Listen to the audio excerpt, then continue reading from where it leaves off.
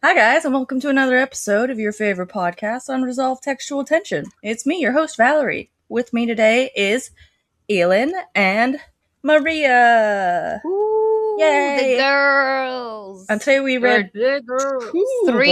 Three out of four girls.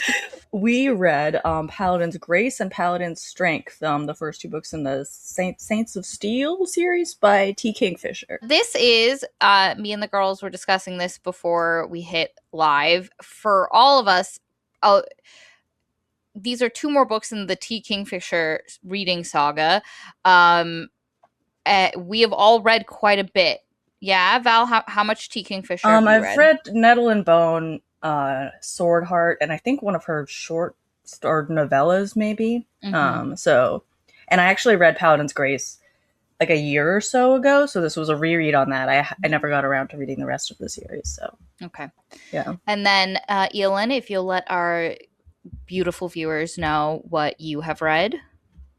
I've actually read a whole slew of Kingfisher. I have read all of her horror novels. I don't remember all their titles, but the Hollow Ones, the Strange Ones, a third one, and What Moves the Dead, A House with Good Bones, What Feasts at Night.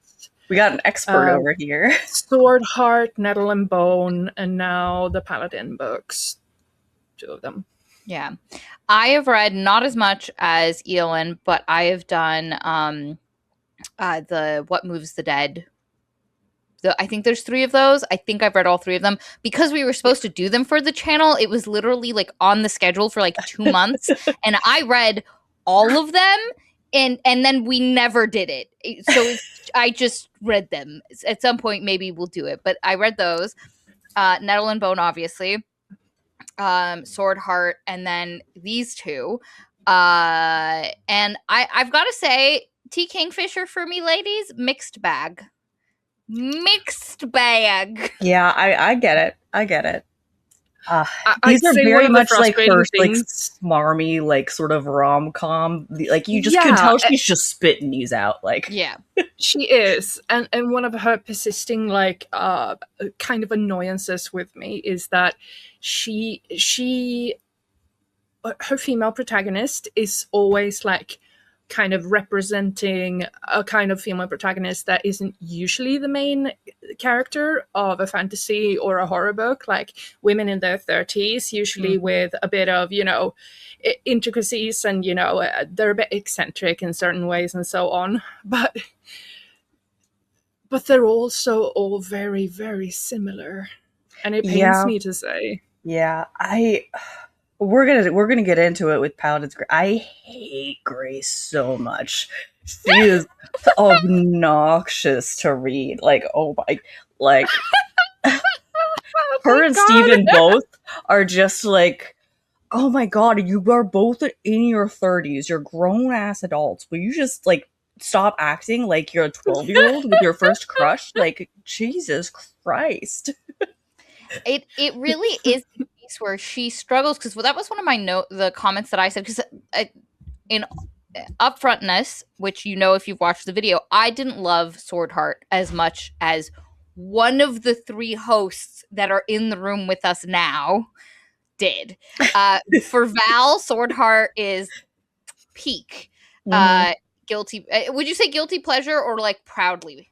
I'm not guilty about it. I'm like, I don't think there's a reason to feel guilty about it. I know it's a little trashy. I know it has faults, but it is tasty food for me. It is like it is everything that I want in like a book like this. I like literally read it twice in a row. Like when we read it for the channel, I like put it down and I was like, well, now what? So I just read it again. So I did not love it that much. I enjoyed it. I had a good time. Also, if you haven't watched that video, what the fuck are you doing? Just pause this. Fuck off. Go watch that video. It is There's a good rewrite video too. Yes, the rewrite video is excellent. And I actually thought that maybe I mistook something, and I'll talk about it later, that the 3rd book in the series I thought was going to be a girl-on-girl romance, and it's not. It's tragic. It's quite tragic. It's M/, which is fine. We love that. But after my the what is the term? Our rewrite of Sword Heart. Yeah, where we the made it. lesbicious rewrite of Sword Heart. Yeah. I was very into that, but oh well. But I didn't love that one as much, but I did enjoy it. I had a good time, and unfortunately, I think I fall a little bit close to Elend, where I find that Kingfisher does have a bit of a trope with the kinds of women she writes, and I will say, because Grace and the female protagonist in Sword Heart feel very similar, though Grace is much more annoying. The Paula is archetype way better than Grace. Like, yeah, Hala's way better. Yeah, it's funny because technically both of them have similarly, troubled pasts, but Hala's feels more connected to the story and to Hala as a person. And she feels more like a specific. I mean, there are aspects of Grace's personality and character that I do like. I know we'll talk about them, but like. Something about Grace just rubbed me the wrong way. I was like, she just feels like a child. She's very annoying, but for me, there's I can see the archetype happening where they're both women with who, despite being older, are very sexually uneducated as far as what they like and what pleasure is. They both consider themselves awkward and not attractive, and both are competent in specific things, but then incredibly incompetent in other things. They have a social awkwardness and running their mouthness. And it was crazy because I was like, is this just like bad Sword Heart? Like at one point, and it felt like that's how it felt when I was reading it the first time. To call out Malshri in the chat, I think Mara is far more competent as a character than Grace is too. Like, okay, Grace is good at her job, but like. Mara is doing stuff and she's trying and she's less annoying to read about while she's doing stuff. What I will say is you can see a bit of that archetype because Mara does have that I'm the less pretty sister ism going. And the I am a bit socially awkward. She is so competent though, and also Mara gets shit done. I'm going to argue that Nettle and Bone is by far still the best thing I have read from Kingfisher. I will die on that fucking hill. Over What Moves the Dead. I preferred it. There's something about the tone, and it might be because of the audiobook I read. You specifically really liked Nettle and Bone. I really liked Nettle and Bone. It hits a lot of, and I've reread it like 3 times. And it's still flawed, and I still have the same complaints about it that I did when we first read it. But there's something, or I kind of like, I would say I fall where Val is, where it's just there's a lot of the tropes in it and things in it I really like and are my kind of like vibe. And I also love a backseat romance. I have just discovered of myself that I like my romances backseating to the plot. Like I want them. I don't want you to look at it too hard. Like I want it to like be happening in the background and then be like, oh, cute. We love that for them, kind of thing. So much in Grace feels like the author holding up her 2 dolls and going, now kiss. Now kiss. Oh my gosh, yeah. Clara was better for me. Clara was a little better than Grace. A little better. I will say Clara is good. Better. Mara's focused on what she's doing, unlike Grace, who thinks only about Stephen's muscles and stuff, and what he smells gingerbread like. smell. Like, oh my God, girl, are you a nose with a little brain attached? Anyway, I'd argue that a lot of Kingfisher women work better when they. Kingfisher women work better when they don't have a love interest. I would absolutely agree. Or if the love interest is that backseat, like way back there, like Mara and the wolf guy work so much better because for most of the thing, that's just not happening. And then there's moments where she's like, wow, he's kind of good looking. But that's it. You're not getting waterboarded with the fact that these two are fucking into each other.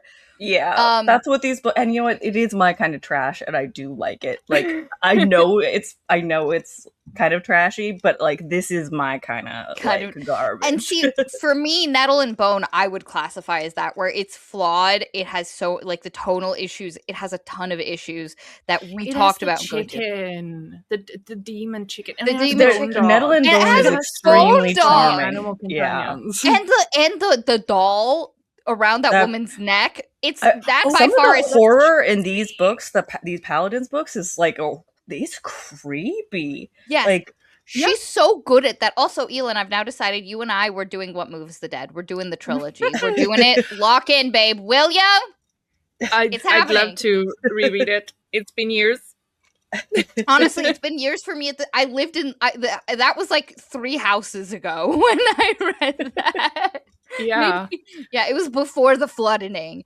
And to this day, horror Kingfisher is my favorite Kingfisher. Like the Hollow Places, I think it's called, is like my favorite one, which is also incidentally the first one I read. So maybe I would change my mind if I read it again, but who knows? She has such good concepts and good grip of little details that can make a description really vivid and really horrific.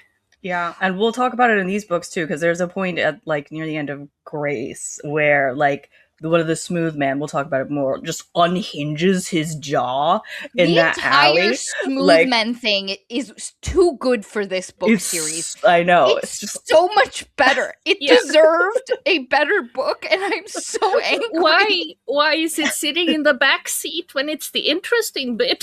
I don't understand. Okay, we should get into it. Probably, okay. Do we want to do like a brief premise of Grace first? Yeah. Let's premising. Maria, do you wanna take this? Oh, yes, I'll take it. Let me put my drink down. So the overarching, because I'm just gonna give you like what the series is basically there are these 4. I assume they're all gonna be men, and we're not gonna get any of the women, and it's just gonna be all guys. There are 4 men. That are this book series is about, and basically there are these paladins. They were the paladins of the Satans of Steel. They are berserker boys and girls. They when they go into battle, they are taken over by the battle tide, and then their god, who is the Saint of Steel, who's not actually a saint, that's a mistranslation, guides them so that they berserker out, and they only kill bad guys, but they don't kill any innocent people. And they're like, they love their god, heckin' good times. But oh no, the Saint of Steel is dead. Out of nowhere, in the middle of a day, he just dies, and then all of his paladins either die as well, self-inflictedly, or they go berserk and attack a ton of people, or they get sick. Like it's just like it knocks them all out. Like it's like their hearts or like some piece of their soul is just yanked out, and there's a bunch of intense reactions. And now they're all sad boys and girls who have no god and who have no temple no more because they don't have a god. And the White Rat. This is in the same universe as Swordheart. Swordheart and the Clockwork Boys. Series, and so it's called the World of the White Rat, and so the White Rat, the Temple of the White Rat, is like, come on, baby boys and girls, we'll take you. You shall be. We'll take you in, and you can work for us because you're sad paladins with no god.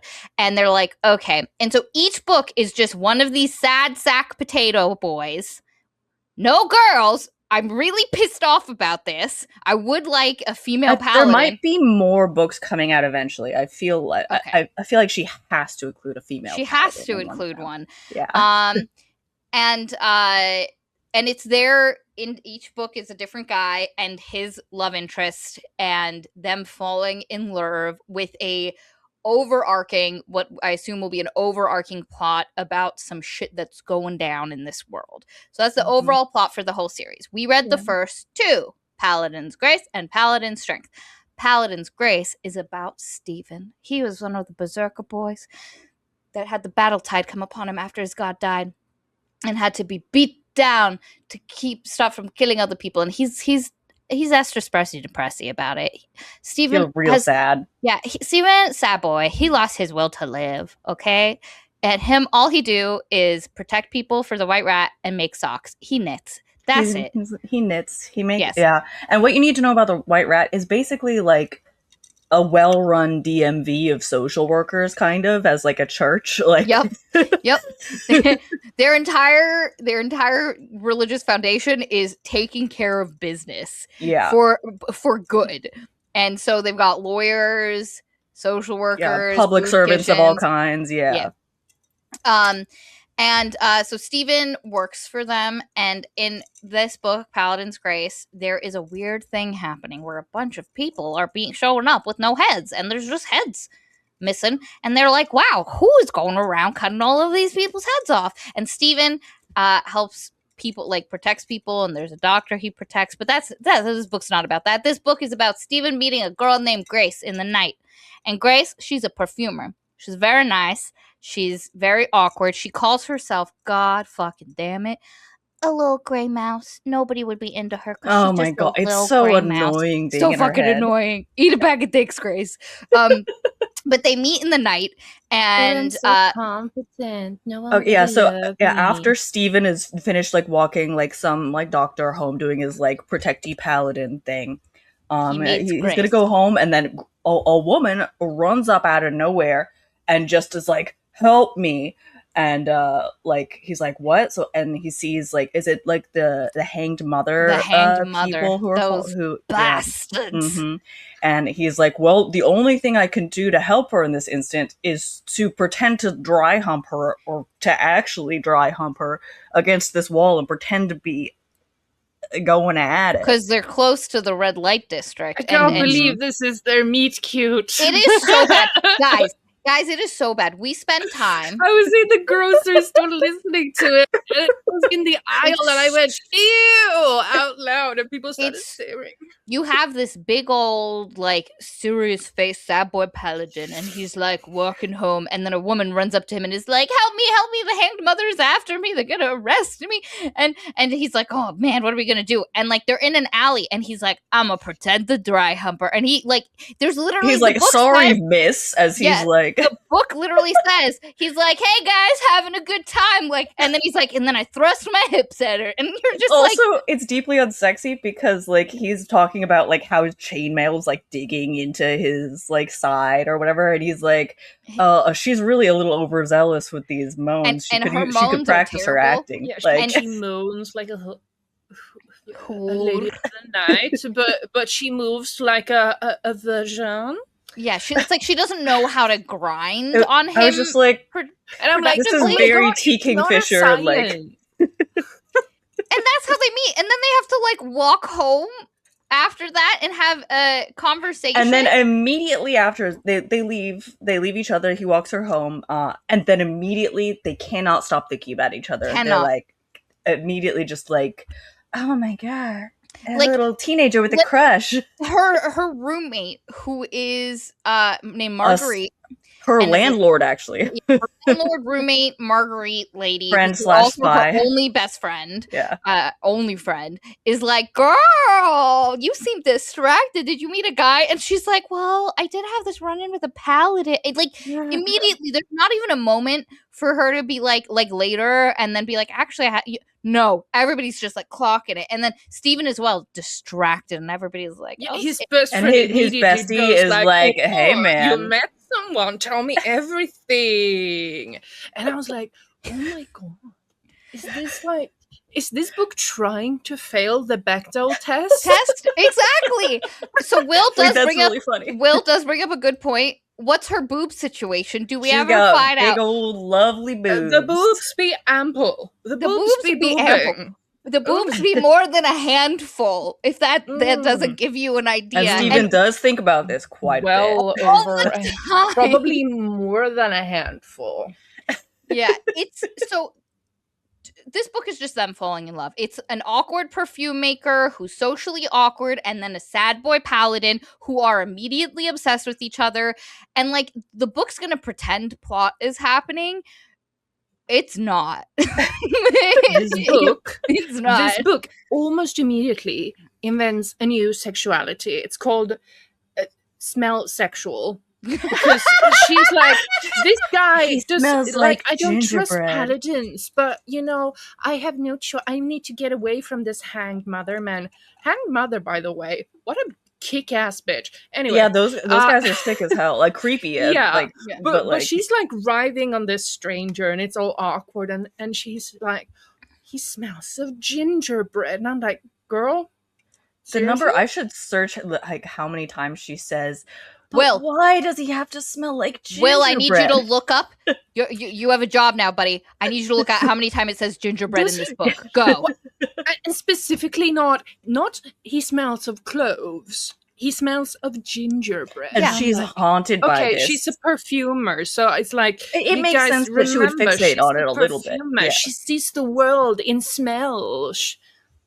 And one of the annoying things about this is that her characters, Stephen and Grace, are going to do this thing the entire book where they'll be doing something unrelated to the other person. Okay, something serious will be happening or just unrelated, and they'll be all of a sudden they'll be like, and then I thought about, I wonder how much is muscle underneath all of that. Oh no, why am I thinking about that right now? I shouldn't be thinking about that. I caught a waft of scent and immediately I They're inappropriately so started about the whole thing. Steven's bulging muscle.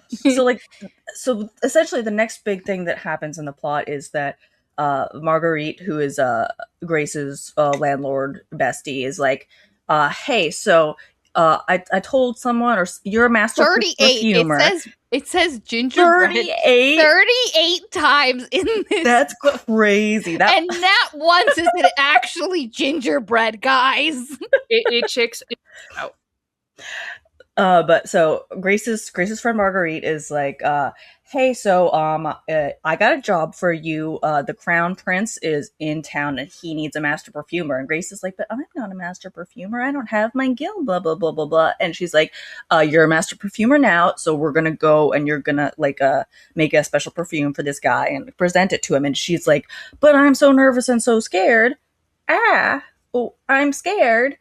And I don't remember if anything important happens before this, but when they do end up going there, Stephen is also there to be a guard, just standing there. Stephen, and then she's also whinging so incessantly that all the rich people in town smell the same because they have not good taste. It's like, everyone wants sandalwood in their perfume. God How forbid. boring. Kingfisher, do you got a problem? On sandalwood. If only I had something enchanting, something magical like gingerbread. And she literally, for the crown prince of, I forgot what the nation is, but it's a different nation. It's not theirs. But this crown prince, she literally makes a perfume that she tries to get to smell like our boy Stephen, gingerbread. And the book, it's unfortunate because the book has moments where it talks about the main notes and kind of the back notes that goes into perfume making, which I find very interesting. But the book doesn't actually care about perfume making in the sense that it's just kind of the thing she does that keeps her busy. For me, I found what was the girl from Sword Heart? Hala. I found Hala's the way she was characterized as being this kind of a housekeeper for her uncle-in-law defined her in a really specific way, and it explained a lot of who she was. And I really just didn't feel a huge connect despite the book trying really hard. I'm not here to tell you that Kingfisher does not try. This girl talks about smells. It comes up all the time. The thing is, it's her profession, and the thing that really defines Grace as a character is her relationship with her ex-husband, who really traumatized her, and that's the thing that is kind of the through line that defines her, which is. Yeah. And the thing is, I think there's something really relatable about the trauma that she went through. It's just really annoying to read about on page and be stuck in her head, where she's always just spiraling. This scene that we're in now where she's presenting, she's like, oh my god, what if he's here? Oh, I feel so nervous, I can't think straight. It's just it's not even anxiety inducing to be in her head, really. It's just come on. It's a bit she has been away from, I'll tell you what it is and then I'll explain why it doesn't work as well. Mm-hmm. She had a master perfumer that she was training. Didn't go great with that guy. He eventually started getting a bit senile and thought she was stealing his recipes and trying to steal his clients. And so he sold her apprenticeship to this other guy whose name I have now forgotten. Philip. Philip.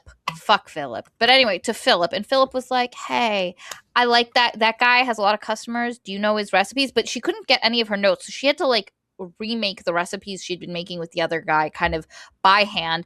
And so Philip used her to kind of build out his business because he himself was not actually a great perfumer. And they get married. He's like, let's do this. And she's like, okay, great. But sexually, not a match. Philip thinks he's hot shit in the bedroom, and our girl Grace is not. She's not having it, and he is pissed that he is not reacting to her. He's like, there's something wrong with you because you're not enjoying having sex. I'm good at this, so if you're not, it's specifically we got this really excruciating description about how he does a very weird slobbery like a lapping situation, like in the downstairs. It's not, it's terrible. It was the worst. Someone's gonna make a gif out of that, and Will's gonna have to deal with that just on the internet. Fucking hell. But yeah, it's the worst description of someone being gone down on that I have ever. It's terrible. I hate it. But anyway, and she would like endure this. And the one thing I will say, I'll give Philip the props. She specifically says he'd be down there for ages. He's determined, if nothing else. He was determined. He just wasn't good at reading signals at all. Determination, zero finesse. The funny thing is too, like, on paper, I should identify so hard with Grace because the book is trying to talk about this so much of where in sex, women often picture themselves as an observer and not as from within their own bodies and their experience. But it somehow it doesn't. I think the thing is, it's just because she's independent now, and she's had like years to. For years. Yeah, like you'd think that, like, I think it would be a more compelling character trait if she like went away from that bitterly and like was like trying to like claim it. She was like, or even just be like, hey, maybe sex, I'm not interested. I don't want to perform this for other people's. But like the fact that she spends every like day just thinking, I'm so bad at sex, I guess I'm just not worth anything. And not just that, and then she insta loves the first guy who smells good. And also like the way the author kind of puts them together is too saccharine. Like it doesn't feel like working through trauma. It feels like fairy tale. Yes. And the other thing with Philip is he cheated on her with his clients whom she made the perfumes for. And so she was traumatized by that, and she runs away. She grabs her shit. She grabs her pet, who Philip had bought, and she runs away to a different city. She literally, in winter... starts fresh. And so what we're told about Grace is that she's someone who looked at a situation and eventually realized this isn't working for me, fucks off, starts her life over, and has now become self-reliant, independent, and is very practical as far as she has go bags all around the city in case she ever has to hightail it out of there. When I tell you the character, the experience of being in Grace's head is none of those things. At no point do I feel that Grace is practical, is independent. She feels like she's a year out of this situation. Grace that we see on page would not have left her husband. She would still be there. She would just still be like dealing with this. Like she's so like inert in like her own like story. Like it's so weird. Like it would have been, there's so many easy ways to make her more proactive in this storyline. They're just not there. I'm like, why is she so useless? This sucks. And it reminds me of she didn't even try to divorce him herself. She just left and hoped that he would do the right divorce thing. her. Like, bizarre, but also like Hala in Swordheart, there is a moment where she uses what other people expect of her to her benefit. There's a point where she's haggling and she uses her like how people read her and her over talking. like, and she shows that she is competent in certain things and she knows how to use herself to get what she wants. Grace should be, because at this point she's been running this business by herself for years as the front man. Why is she so uncomfortable talking to customers? Why is she so socially awkward when asked about, like, she should be happy to interact with people if it's about perfume stuff. Like, she should be like, yeah, I'll talk to the prince and give him a recommendation and da-da-da. But if you talked about like personal things, maybe that's when she gets a bit awkward. But when I tell you, this girl acts like she's never interacted with another human in a business setting ever. Marguerite does everything for her pretty much. She's just like, I fundamentally don't understand like how this woman who has been independent, like you said, Maria, like for so long is the way she is. Like I get being shy. You could be nervous sometimes. Even like, you know, independent people get anxious, but like she sucks so bad to be in the perspective of, because like, and like so much of her character should be sympathetic to me. And like people get a lot, almost any woman could empathize with what she's been through. I think she should be like an easy character to relate to, and she just isn't because she sucks so bad. It really is not fun. And like I was telling Maria like a week ago when like I was rereading this, I was like, God, what did I say? Like the one I described her and Steven as like gnats sort of bouncing off of each other. And then like at one point you just kind of like, ew, gross, you look away and then you look back and they're like going at it, like they're having sex on your like windowsill or something. There's that. I was just like, oh God. Ugh. If I had $1 for every time something serious was happening and inappropriately they thought about, oh, the bulge of someone's muscle or the swell of a breast, or you know, and then they go, no, stop! I shouldn't be thinking of that. Like these people, and it happens in book 2. You think this is a book 1 problem? No. How many times they're like, no, I shouldn't be thinking about that. It's less obnoxious to me in book 2. I'll give it that. But yeah. So she makes this perfume for the crown prince. And does the poisoning happen? The assassination attempt happen here? So she begins to have a panic attack because there's a lady who used to sleep with her ex-husband. So she gives the prince the perfume. He likes it. They have a decent interaction, great time. And then she's like milling about, and then she smells this lady, and she's like, "Oh no, that's the lady that slept with my husband," and told her. Like the lady literally was like, "Yeah, I love sleeping." Like you get a flashback. She has scent-induced flashbacks of and it's told to you that it's a traumatic thing that happens to her because of the strong association of smells, but it functionally just functions for you to get flashbacks about shit that happened to her. And she gets this flashback about this lady being like, "Ooh, thanks for sharing your husband," and she's having a panic attack. Steven sees her, and like Steven had told one of his Paladin buddies about her named Istvan, and Istvan's like, "You should go talk to her." And then Beartongue, who's the like head of the Temple of the White Rat, the bishop, is like, "You should go talk to her because you two are annoying." And so he goes to talk to her, realizes she's having a panic attack, and kind of like escorts her away. And like she's like, "Oh my god," and then Marguerite's there, and they're like, she's like, "I need to leave," and he's like, "Well, I know a better exit for you than going that way if you don't want to see that person. Let's go this way." And as they go this way, there's a kid, like a young guy that Istvan had noticed earlier who was acting really weird, and he's killed a guard going towards where the Crown Prince of Sharlock is supposed to be. And they were like, "Oh no, an assassination attempt." And this kid is freaking out because he didn't mean to kill this guard. He was like, "I wasn't supposed to kill him. I was just supposed to knock him out. What am I going to do?" Istvan goes into Paladin mode, and he's like, "No, it's okay, buddy." And there's this thing about like there's the Paladin's the voice. special Paladin voice. Where they can make their voice very calming, very soothing. And he's using it on the kid and being like, "It's okay." And then the kid's like, "Oh no." And then the kid realizes he's a paladin, and he's like, "Oh shit." And he takes a pill and he chews it, and then he dies and he poisons himself. And they were like, "What the like we literally did we catch an assassination attempt?" And Margaret and Istvan are like, no one was actually trying to it was just supposed to look like a fake assassination attempt. Somebody's trying to do something. And they're like, "Ooh, I wonder what is happening." And Grace is like, I don't know what's happening. I'm just a perfumer. Yeah.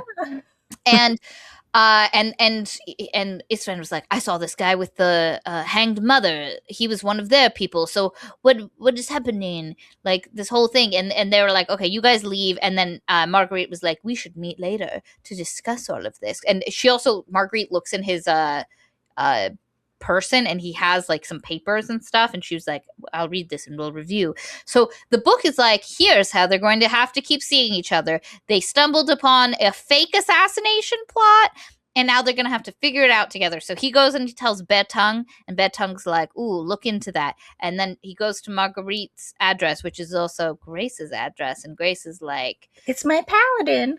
And also, like, he was there for 3 hours while Grace was sleeping. Just waiting, and then Grace comes out and she's like in her robe, and he's like, hi. And you're like, you two are the worst. I hate you. Just like, go get breakfast, Istvan, and come back later. Like, what are you doing? And or Steven, you mean? Yeah, Steven. And so then, like, they have an interaction, and basically they're trying to figure out what's happening with this fake assassination. They end up taking the kid's body to this doctor guy who does autopsies. They don't call them autopsies in this world. And he's like, wow, he already had a poison in him. He was going to die anyway. Because Stephen was like, if I would have just talked to him appropriately enough, I could have saved him and kept him. And the guy's like, no, actually, he was already poisoned. He was never supposed to make it out of there alive. He just had his backup poison to kill him quickly if he needed to. This was always supposed to end this way. And they're like, ooh. And then meanwhile, Steven's like, oh, I don't have to feel bad about making this kid kill himself. And then meanwhile, people are still getting beheaded, but it's like super in the background, and everybody's because like, what's it's up with that? They're taking place in like a low income neighborhood, so like none of the officials are really taking it seriously. Exactly. And then there's a flood. Like, it rains, and it rains floods. A whole bunch. Yeah, and there's a bunch of little interactions where Grace and Steven is like playing bodyguard for the perfume shop at some point. I don't remember. It's a very thin excuse for him to just be there all the time. Really, it really is. And there's this point where they she needs to go get some oak moss. And it's in this one spot, but she needs to, after a good rain, it's the best time to do it. And he's like, I'm going to go with you. It's wet. And also, there's been beheadings. There's been beheadings in weird areas. We think the flooding has caused that whatever has been beheading stuff to go to different areas. And she's like, okay, come with me. And so they go, and like, when I tell you it's one of the worst scenes, I have to talk about it. I have to fucking talk about it. The oak moss is up there, and she's like, I can't get it. And he's like, I'll totally help you. So he just swoops her up. He swoops her up, so her boobs are on his head. Just right here. And he's like, wow, this is so sexy. Wow, her hips are like in my face right now. I didn't think this through. It is the most painful scenes I've ever had to read. It's so bad. Why did you write this? And he's like, oh my god. The thing is that, like, Kingfisher, she does this quirky thing, and I have a high tolerance for like quirky nonsense.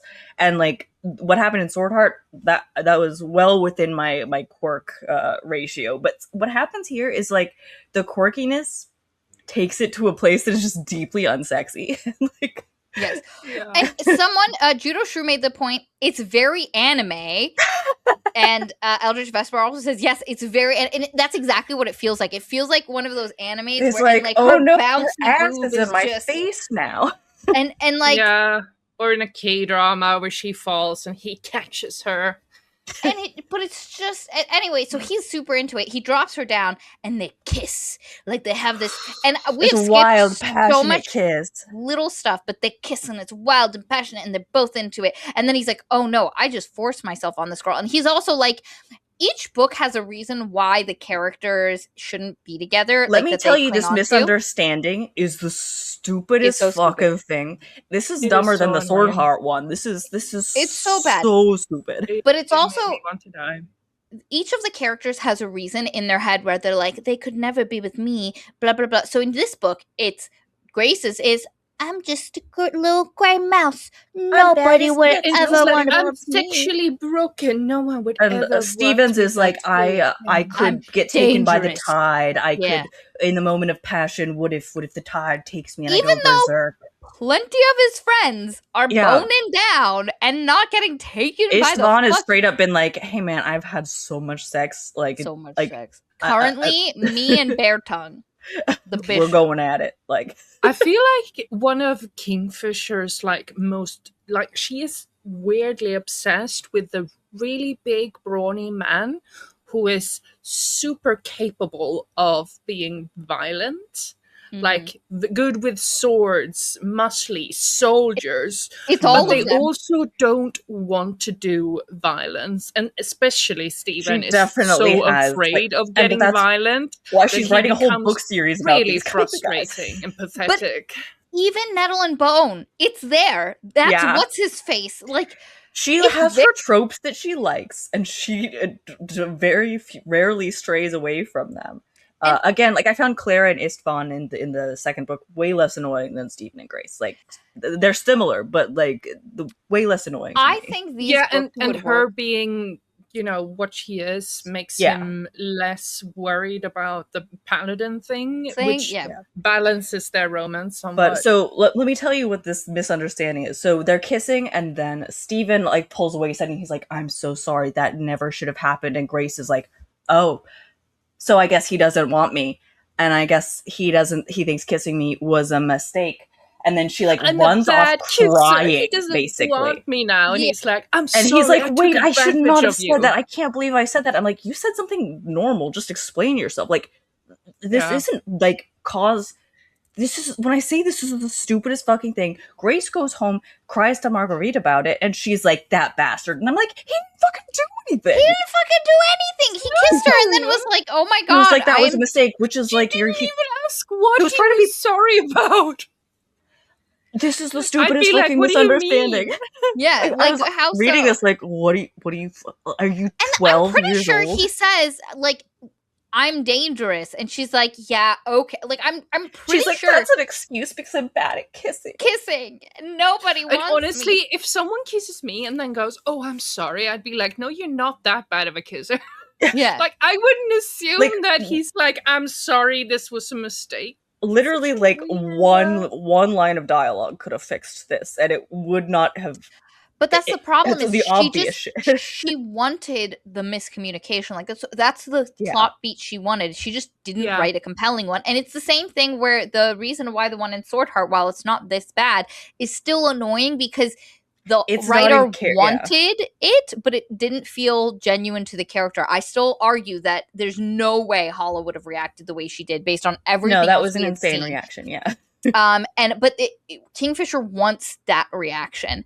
I also have to mention there's this point where she gets robbed. Our girl gets robbed earlier, and all of her notebooks with all of her recipes and stuff. Into her store and steals them. And also before that, I think this might be after this scene actually. Okay, but before that, definitely before all of this, the Prince of Charlock is like, "Hey, baby, I liked your perfume so much. Make more." And his courier guy is like, "Ooh, yeah." And everybody's like, "Yo, is this courier guy into Grace?" He's kind of flirting with her, and then every time he's in the same room, Stephen is like, "I would like to kill this man. I'd like to rip his arm off and beat him over the head with his own arm just for looking at her." That's another thing. Istvan does the same thing. The jealousy stuff is so over the top. It is so tropey, and it's so icky to me.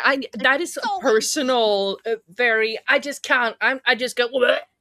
Yeah, I'm so sorry. Calm down. It's so bad. You just in the second book, it's one of the worst instances because it's one of his friends who is gay. And he's like, "I'll rip his arm off," and I'm like, "Boy, it's not even. It's not that bad actually." He's like, "I know it's stupid, romance, but obviously he doesn't act on it." But just the whole mindset of seeing another man in proximity to the woman you're interested in, that provoking that alone a violence response, a rip and tear response. I don't like it. Yeah, it's not for me either. And the thing is, if it felt genuine to the character's personality and it was something that he had to work through, like that was a problem. I like Maybe that. his whole person, The like funny Yeah. thing maybe is, his like, the whole he thing is that Kingfisher. he was a person who embraced the violence of being a paladin. Like he likes it, and something has happened, and he doesn't anymore, and he's questioning his entire identity. Like it can be so compelling if someone has a mood disorder and is fighting against that. Yep. Yeah. Again, But and like the issue, sorry, just real fast. The issue no, is that like T. Kingfisher like introduces these like kind of like jealous, like don't touch her kind of things, but in like a quirky, humorous way. Like she's it's supposed to be making funny. it into a like hee hee ha ha kind of a moment, like a wink wink. Look at this guy. He's really like he's like, what do we feel? That's what makes it so Yes. obnoxious. And because it's not genuine, like none of these characters actually want to punch or do anything to the other Yeah. people. They're just like, It's like a I like little- her, you know, like that's That's so it. weird. But and so she goes to the Prince of Sharlock and she gives him more stuff, and he's like, "You're really cool. I like you." And then the guy who is his representative is like, "We should get lunch sometime." And then after all of her shit gets stolen, they do. Like he shows up and he's like, "Hey, you want to go get lunch?" She was like, "Okay, we'll go to the bakery." Blah blah blah. So that has happened or is happening around all of this, but she goes back to Marguerite and tells everything that happened with Stephen, where he kissed her and then said, "Sorry, that was a mistake." And then Marguerite's like, "Wow, what a bitch! What a bitch. Absolute bitch!" And then later that night, she gets robbed. This is when she gets robbed. Mhm. So she's like hanging out, like upstairs, taking a little nap. She's like, "Oh no, that sound, that floorboard doesn't creak unless you step on it. So someone's in my apartment." She's like, "Okay, at least Tab is safe." The name of her like little civet pet. But she goes downstairs. All of her perfumer notebooks have been stolen, except for like one of them. And she's like, "Oh my god, this is my whole life. Everything I've worked towards to like building up my freedom here has just been taken away from me. I have nothing except yeah." I forgot really quick. Yeah. Right after they have that whole argument about her kissing him, that's when she smells the burning smell of the right. Oh yeah, shit, yeah, you're yeah. right. We do need to ignore all of that. Yeah. He kisses her and she's like, that whole thing happens and she goes to storm away and then she's like, "Wait a minute, what the fuck's that smell?" She's like, "That's a really weird smell." And he's like, "What do you smell?" She's like, "I smell like burning, like a burnt, like a weird, and also like a sweetness. There's something weird." And so, but like, she makes a whole point of being like, "I've never smelled this before." yes, And she's and this is weird. That's insane. Like, if I haven't smelt it, that's weird. It's like you looking at an animal and not recognizing it. Like it's wrong. So they follow it and they find they don't she find steps on a head. Yeah, she steps on a head. So they find a head and a body. And she stepped on it, and they're like, "What the fuck?" And she's like, "That smell is really strong here." And he was like, "Oh my god, the beheading thing. It must have this smell. That's super fascinating. We should like look into this." And then, you know, she steps on a head, and he's so nice to her and like being like, "Oh my god, are you okay?" And helping her. And she's like, "I hate how nice he's being." I'm mad at you, and he's like, "One thing at a time, girl. You can be mad at me later. We just found a head. Like, yes. let's priorities, babe." Mm-hmm. And so he's like, "I'll go find the guard." And so there's this thing where the guards and they ask her about it. There's this whole thing. And they're like, "I wonder if we can like get her to make what the smell is so we can give it to some of the gnolls and figure out where it's coming from." Anyway, they send her home. Then all that stuff that Val just said where she gets robbed and she's like, "Oh no, this whole thing. My whole life is in shambles. In shambles." And she's like, I had to rebuild from nothing once. I guess I'll have to do it again. Isfan, meanwhile, is trying to figure out what's happening with Stephen. Yes, Stephen. God, there. We got when two I books, tell so, you, yeah. and for the most part, very like Isfan is not a sad sack, but there's a lot of similarities. And part of the problem is I listen to the audiobooks. The audiobooks are not good. Narrator cannot do different voices. It really makes the reading experience worse. Let me tell you, when I was reading it without the audiobook narrator, it was so much more enjoyable. It really doesn't help too that people have a similar sense of humor, that kind of self-deprecating, kind of quippy humor. Yes. And you're completely correct. That also makes it hard. Like, if you just gave me a scene with no context of plot and just dialogue, they do speak very similarly, despite. And, like, if there was, like, a dick joke, it would probably be Istvan, but it's just not as like as distinct as you would want it to be. But the audiobook narrator, he does the same woman's voice, he does the same guy's voice, and so each of the main characters sound exactly the same when you're listening to the audiobook. This is one of those, and I don't think the audiobook narrator is bad in and of himself. Like, if he was doing a different book series, I just don't like him for He's romance. a bad fit for this. He's a really bad fit. I don't like that they use him for since they're all standalones, like, just change to a different narrator. Yes. Please, that would have made so much more sense and would have worked to make them each sound distinct, but they all sound exactly the same. But yeah, Steven is trying to figure out what's up with that weird smell and, like, trying to figure out all of that shit. And I think the next big plot thing, correct me if I'm wrong, ladies, is she gets arrested. Yeah? Yeah, so I forget exactly what she was doing. She was out and about doing something, and she was like, and then I got arrested. Look what happened. So I guess, like, she was looking for Tag, wasn't she? Because Tag escaped when she was getting arrested. Yes. She was like, what? I didn't poison, like, because they were like the Crown Prince was poisoned. Someone poisoned, and, like, you've been giving them these perfumes, it's obviously you. And she's like, what? No, that's crazy. But they're like, you know, like, you got to come with us. And a Tab, her civet, escapes out. She's like, no, he's gonna get trampled in the street. So yeah. And the Hanged Mother men are there, and they're like, poison it. And the like actual, like, constable equivalent is like, shut up. Yeah, there's evidence. We have to take you in. And she's like, oh God, but I didn't do it, guys. And they're like, the Hanged Mother is specifically there because their sort of faction is in charge of poisoning and witchcraft, I believe, are, like, their two things. So if she is accused and found guilty of poisoning this person, she is theirs to take care of, and like, she will be burned alive. It's not a fun way to go. And so she gets arrested. Istvan goes to not Istvan. Jesus Christ. Steven. Also, Will has just made the point that Istvan is actually just the Hungarian version of Steven. Is it actually? That's really funny. Yeah. So it's basically the same name. And that's why I'm having trouble. Not because that's the second book I just finished. So it's because you're worldly and you know many languages. Yes.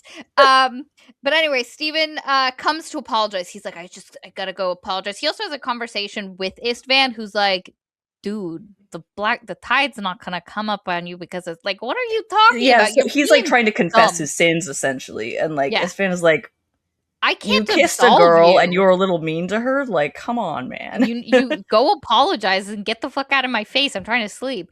And so he goes to try apologize, and Marguerite's like, "Oh, good, you're here." And he's like, "What the fuck is happening?" She's like, "She's been arrested." And so he's like, "Okay, we're bringing the rat into this. I'm calling in the rat." Yeah, he brings Bear Tongue to the sort of, like, prison place. He's like, we need, like, a public servant to advocate for her in this situation, because, like, otherwise it's not gonna be good.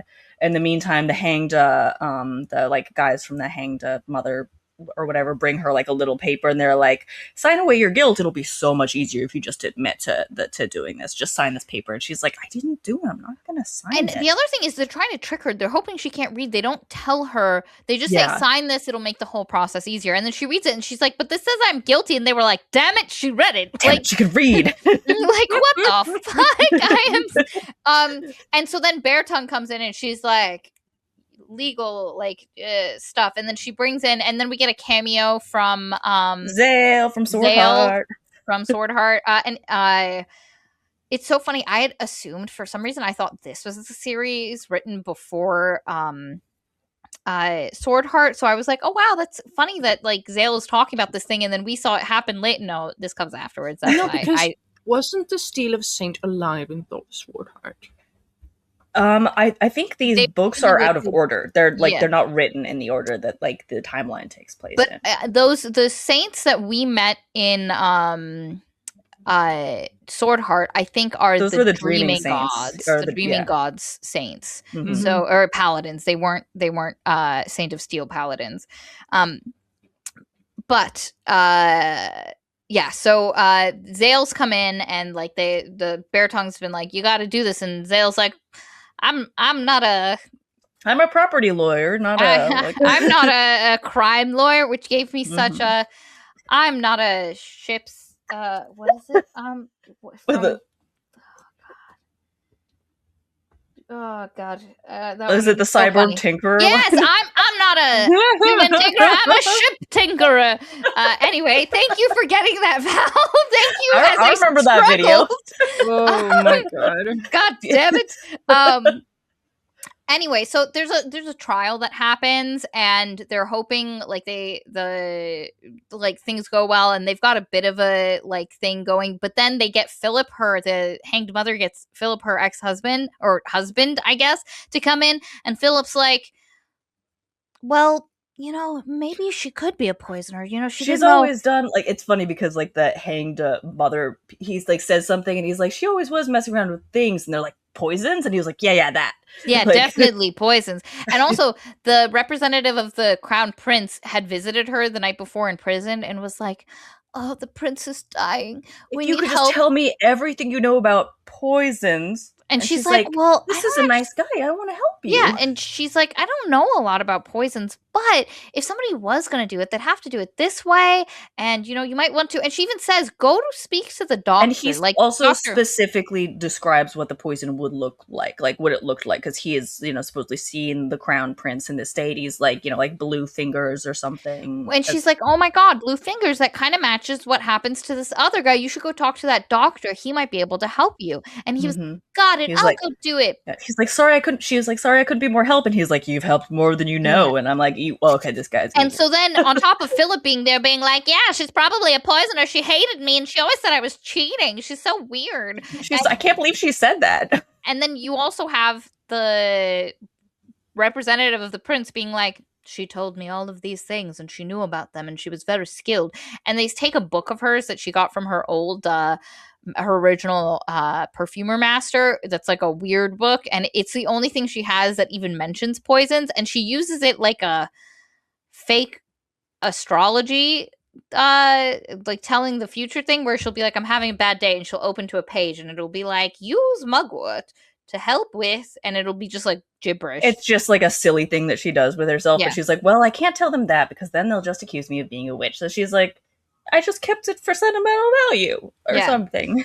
But anyway, basically, it's not going well. She's gonna get convicted. It's bad. It's Zale's like, ooh, this is not good. We're gonna try see if we can just hold them off and get another day of it stuff. And also during it, when Philip was talking about her and being like a dick, our boy Steven, the tide sort of and like rises up on him, and he goes up to the guy and he like breaks the witness box, and in his head he's like, I'm just gonna go talk to the guy, and then everybody's like, what the fuck? So he gets thrown into jail for contempt of court, and while he's in jail, dumb plot.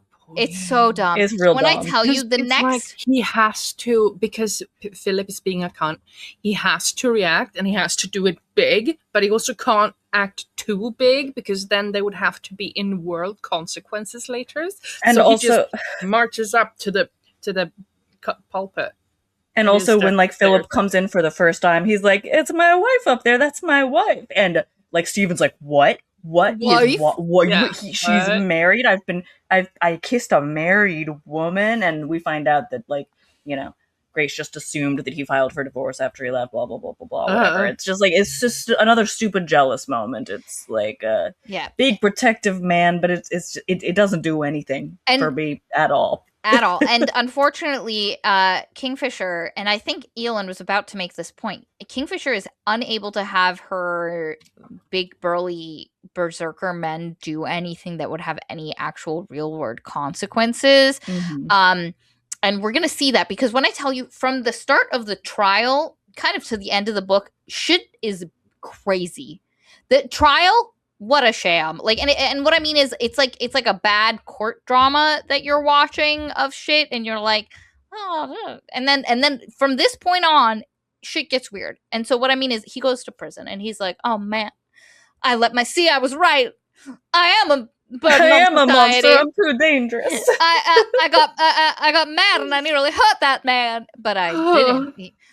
And then, Wait. Before this happens, before this scene with Philip in the courtroom, after the first night of the trial, he's like walking home and he stumbles into a hooded figure in a dark alley, and he's like, "Hey, what's going on?" And this hooded figure like kind of like pulls, like they pull back their hood. Their skin is eerily smooth, like no pores, just like a little spooky. And he's like, "Hey man, are you okay?" He's like biting like this guy's neck, and he's like, "Is this like a sex thing? Like what's going on?"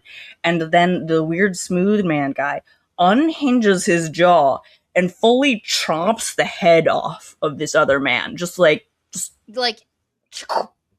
and here's one of the comments I have. Why did we think someone was just beheading with a sword?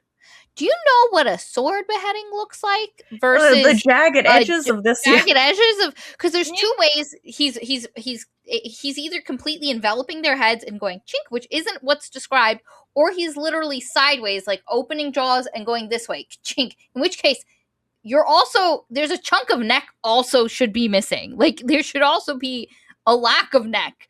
How is everybody just like, wow, somebody's just going around with a sword? But hey, literally in my head, I was imagining him enveloping his whole head in it, because that's the only way that made sense. Yeah.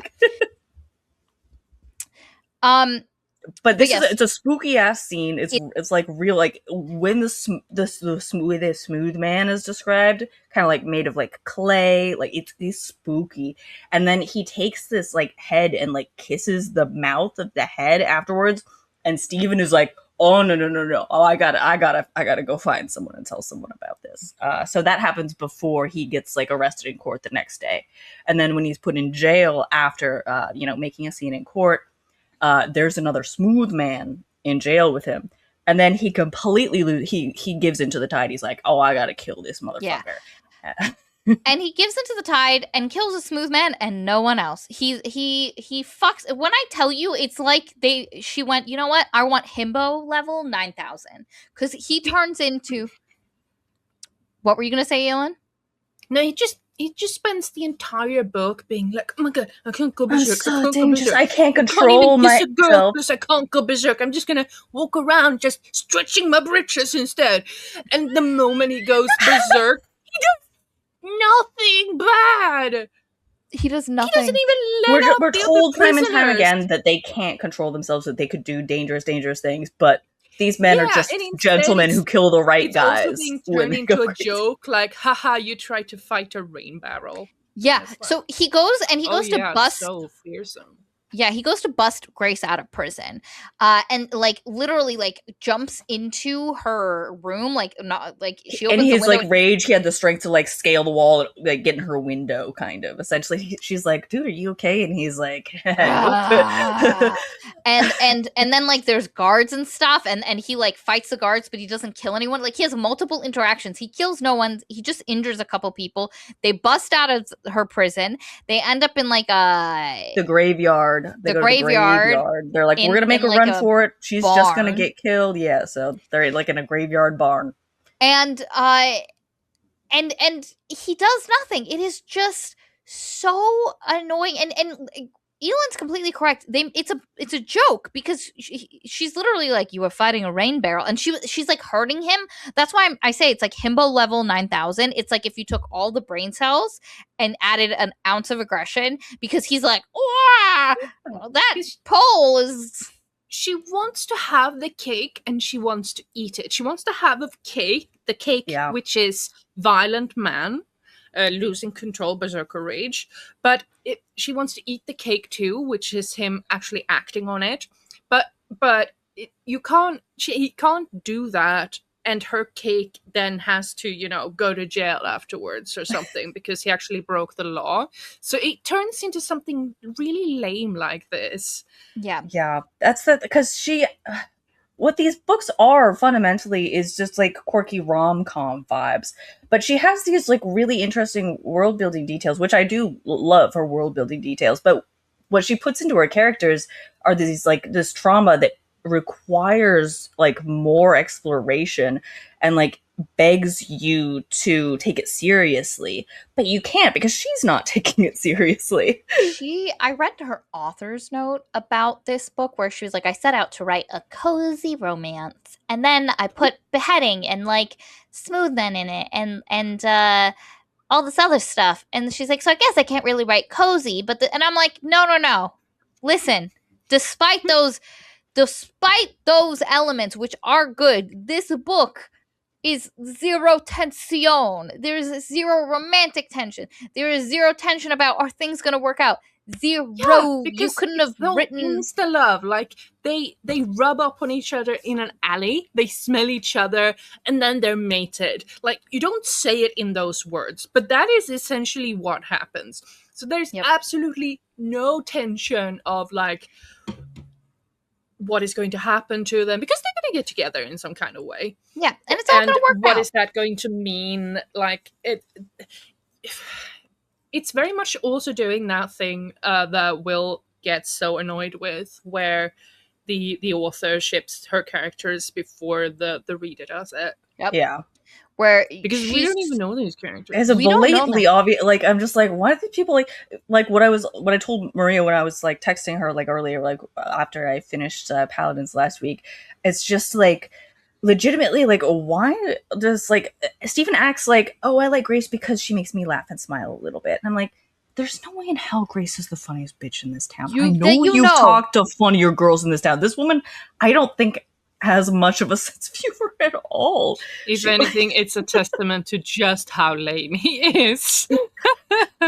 It's just like maybe they deserve each other. Maybe they both have shit senses of humor, and this is great for them. But I was just like, what? She makes you smile. That's what we're getting. That's what. I have no idea why these two like each other. Really, honestly. It's not like Grace is a grounded person who helps him calm down and helps how he smells. Like, and she gets turned on when she rubs against him. He has no reason to really glom onto her at all. Aside from boobs, maybe, but which is understandable. I'm but, sure there's other boobs around, though. Yeah, how many boobs? Most people have them. When he walks through town, how many boobs does he have to pass to get to Grace? It's not like even he saw them, au naturel. He just saw them in clothes, and he was like, "These boobs are such an impressionate work of art. I can never forget them." The logic isn't logicking. Like, what? I think if you had Grace as someone who really was independent and practical, and who acted as a bit of a rock, and who had actually processed her trauma to help him process. See, that would make sense. Instead, they're just two insecure losers, like bouncing off each other. Losers, and like if she had a sense of like calm practicality that he resonated with, because he felt that, but like, and that she became someone that he could help, like it would just work so much better. I'm not like, I don't get this. So they end up in this graveyard, right? And they go to sleep, and the next morning they bang. Okay. That's it. Like, they bang. Listen, it's not good. I don't hate the sex scene. It's fine. There's some sweet moments where, like, he tries to go down on her, and she's like, I actually am not really into that. And he's like, cool. Like, okay. And, like, they have a conversation where it's just like, none of us are their best. Like, it's fine. It's fine. Like, I had to actively disassociate from reality. I have no memories. It wasn't like an offensive sex scene. Yeah, like, it's for me the problem is the way that Kingfisher writes sex scenes, and I had this in the second book as well, is where it just isn't sexy. It's more romantically sweet. There's a saccharineness to it. It's at no point did I get even a skosh titillated, Yeah. And like, if we're stand how informed Stephen is. Yeah, like he is like the book to women's pleasure, and he's telling you it as an active dialogue while he's doing it. And instead of making me feel seen, it's horrible. I'm like, go away, you stupid. Like, he is so custom made just to heal Gracie's sexual trauma. That and I'm I do like, hate that it's sort of like healing it just by being good at sex. And Yes. like And by asking her, like, literally, it's not even like their first time it's by caring if she has a good time or not. Yeah. And like, go away. and the thing is, the reason I wish Grace had figured it out before meeting him. Like, or their first time is not actually that good. yeah. You know, like that and he has to learn, and she's like, no, please, that's just me, you know, because like the first time you have, like, just for everyone's benefit, the first time you have sex with someone is rarely the best time you have sex. You have to figure shit out. Everyone likes things a little bit differently, and you have to process. Very few times do you walk in and you're like, A game out the gate. You have to, like, even if there's tension, it might be hot, but it doesn't mean it's going to be its best. So I would have preferred where he had to learn afterwards, because like she's like, you know, and he immediately was like, oh wow, he's been with people who just focused on their pleasure. It was literally told to us that Philip would spend hours down there. Like, I understand what has happened to you. Let me heal you. And he's like, I just paid attention. Did you see Chris's comment? Which one? Oh my god, you skipped the cringiest moment in the book. Oh yeah, you skipped the cringiest moment in the book when Grace rubs one off while in prison. Oh my god, I hate it. It was right before Zale came in too. She was like, "Well, I'm bored out of my mind. Guess I'm gonna rub one out." And then like, there's a knock, and she's like, ugh! And then Zale comes in. And previously, like, am I going to die? Like, she was so freaked out. The scene before, and then she's like, "Wow, prison's boring, huh?" Let me just. That's such a good example. What you said, Maria. Though that the book is just not sexy. It's not sexy. You're not like, wow, we've built up to this. It's so. But again, like during the sex scene, he's like, you just have to pay attention to her small size and the tiny micro noises she's making. And then she's like an open book. You can figure out. And immediately out the gate, he can make her feel good. And it's not like, you know, they did it. She had a good time. And she was like, I just wanted to feel close and she to doesn't, you. She doesn't have to communicate or say anything back. They don't have to actually, you know, work through anything. He just does his little thingy thing. And he can just play her like an instrument immediately. Yes, because he just focuses to her body's reaction. Again, Philip spent ages down there. He was trying to get her off. He wasn't good at it, but he was trying, and she didn't communicate. You know, he doesn't have that magic, like fantasy main character touch. It's annoying, guys. Okay. Anyway, it's weird just because, like in Sword Heart, like. I found the romance very cute. I found it compelling. Like I found like it sad. It was to me, and I think there's just a scale of like quirkiness to like sexiness, and it's a real delicate balance. And like she just these books are just like just a smidge too quirky, and it completely throws out everything she's trying to do on the sexiness side of the scale. There's too much sugar. There's no spice. Sex, but it's not sexy, and I am not nearly allosexual enough to even be comfortable hearing that stuff with my ear holes. And it's funny because one of our I think I read in the Discord where someone who is actually, I believe they said they were asexual, actually was okay with the sex scenes because they felt much more romantic than sexy sexual kind of thing, which makes sense in that instance, like why the sex scenes would read more compellingly if, you know, that's not. But as a sex, like I would rather in that case just don't have the sex scenes, you know, like have all the romantic stuff. Mm-hmm. I think that's why I wasn't offended by the sex. I didn't find them like sexy, but I was also just like, this isn't like, it's almost like this is kind of like clown sex. I like it's just like this is goofy. Like Stephen and Gracie more, they would have been fine. It was definitely a receipt of my apathy towards them. That it was a little bit like how much I hate mom and dad while they're doing the thing. Yeah, Stephen and Grace sucks so bad.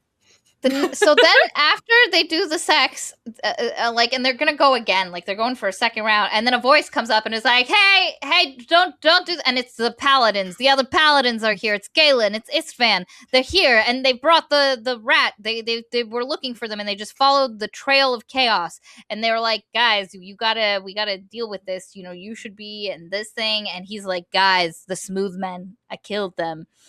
And I don't even remember how this ends. It all wraps up real. I mean, it's messy. Oh yeah, but it the Deus Ex Machina of the prince. So they have to go back to court. I think that's what happens. Well, they're going to go back to court, but all of the paladins are like, no, we're gonna fight to protect Grace and Stephen no matter what, because we're good guys. And then the rat is like, that's kind of a bad idea. But I think we should go back to court. And then there's a big standoff. The hanged mother people show up, and they're like, give us the poison or we're gonna burn her. And then I think they're still outside when Mr. Deus Ex Machina himself shows up. Oh my god, it's the crown prince. We thought he was dead. We were told he was dead, but he's fine, and he's standing right here. And he's like, back, bitches. I was never poisoned at all. I knew something was going on. I got briefly poisoned, realized I was being poisoned, and then I stopped eating everything, and then my one servant smuggled me fruit that was unpoisoned, and I faked being poisoned this whole time. I ate only fruit that I peeled myself. Ooh, which at the point, I was like, is that a reference to I, Claudius? If you know, you know. You know. I don't know. I don't know either. Not me. And so December 3305 is making a point. All the carriages arrive, because the first carriage is the representative of the prince, who's like, oh no, we gotta get this girl, the prince is dead, the prince has died. And they're like, oh no, it's murder now.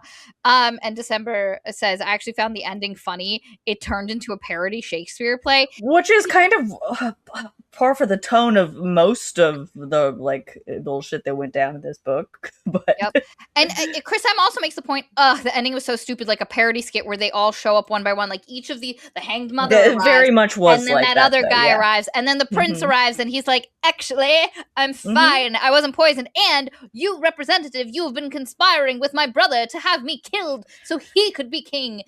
You're going to prison. No one thought to check on the prince. No one thought to check on the prince. And if they weren't allowed to even get a proof of whether he was dead or not, they thought that was a bit weird. And the only reason the prince showed up is go around burning women willy-nilly here without any proof of poisoning. And then you find out Marguerite went and told the prince, hey, they're gonna kill this woman because they say you were. And so then he was like, I guess I'll show up. This whole thing was happening and the prince didn't know there was a trial for his poisoning? The fuck? You mean, does he not have his own spy master?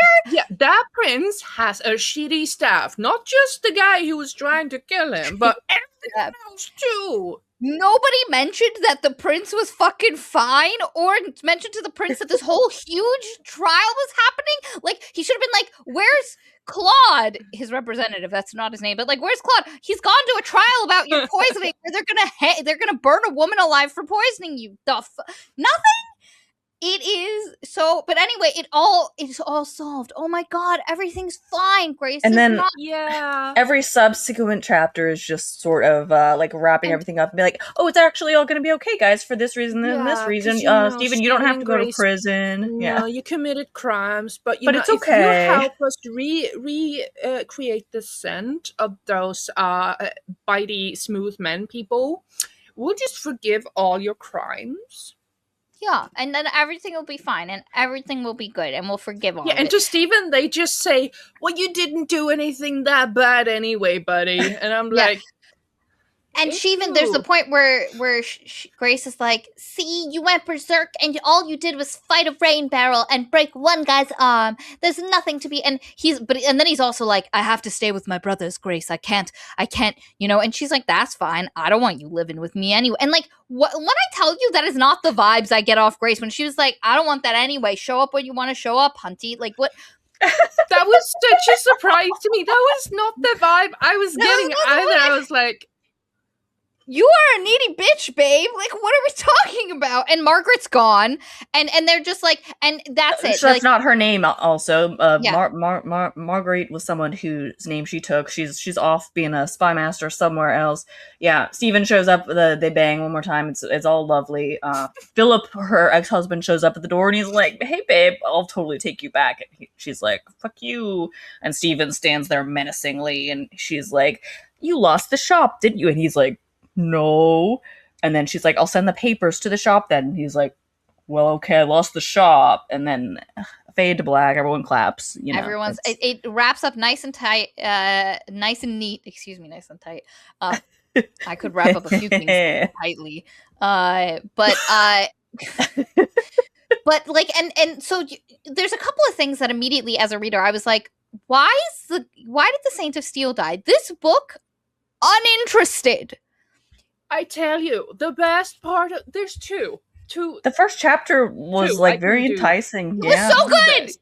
It was so good. The first best is when the book tells you how the hanged mother actually hanged herself and became a god, and I was like, "Oh yeah, that's sick as hell." Yeah. Like she hanged herself on her own hair. Like, yeah. So let me tell you, then we the find world out the Saint building and I'm like, it was badass too. And I really like the world building and these and that first chapter when Steven feels the god dying and then the battle, it is such a good chapter. It is such a good scene, and then the rest of the book disappoints you because it is not that tone at all. This first chapter is a different book. Why are we doing this? I've gone and Googled it because I'm like, there's gotta be a book about when the Saint dies. Nope. So far, uninterested. And then the other interesting thing is the Smooth Men, which the book is also like, gotta go to the sequel to.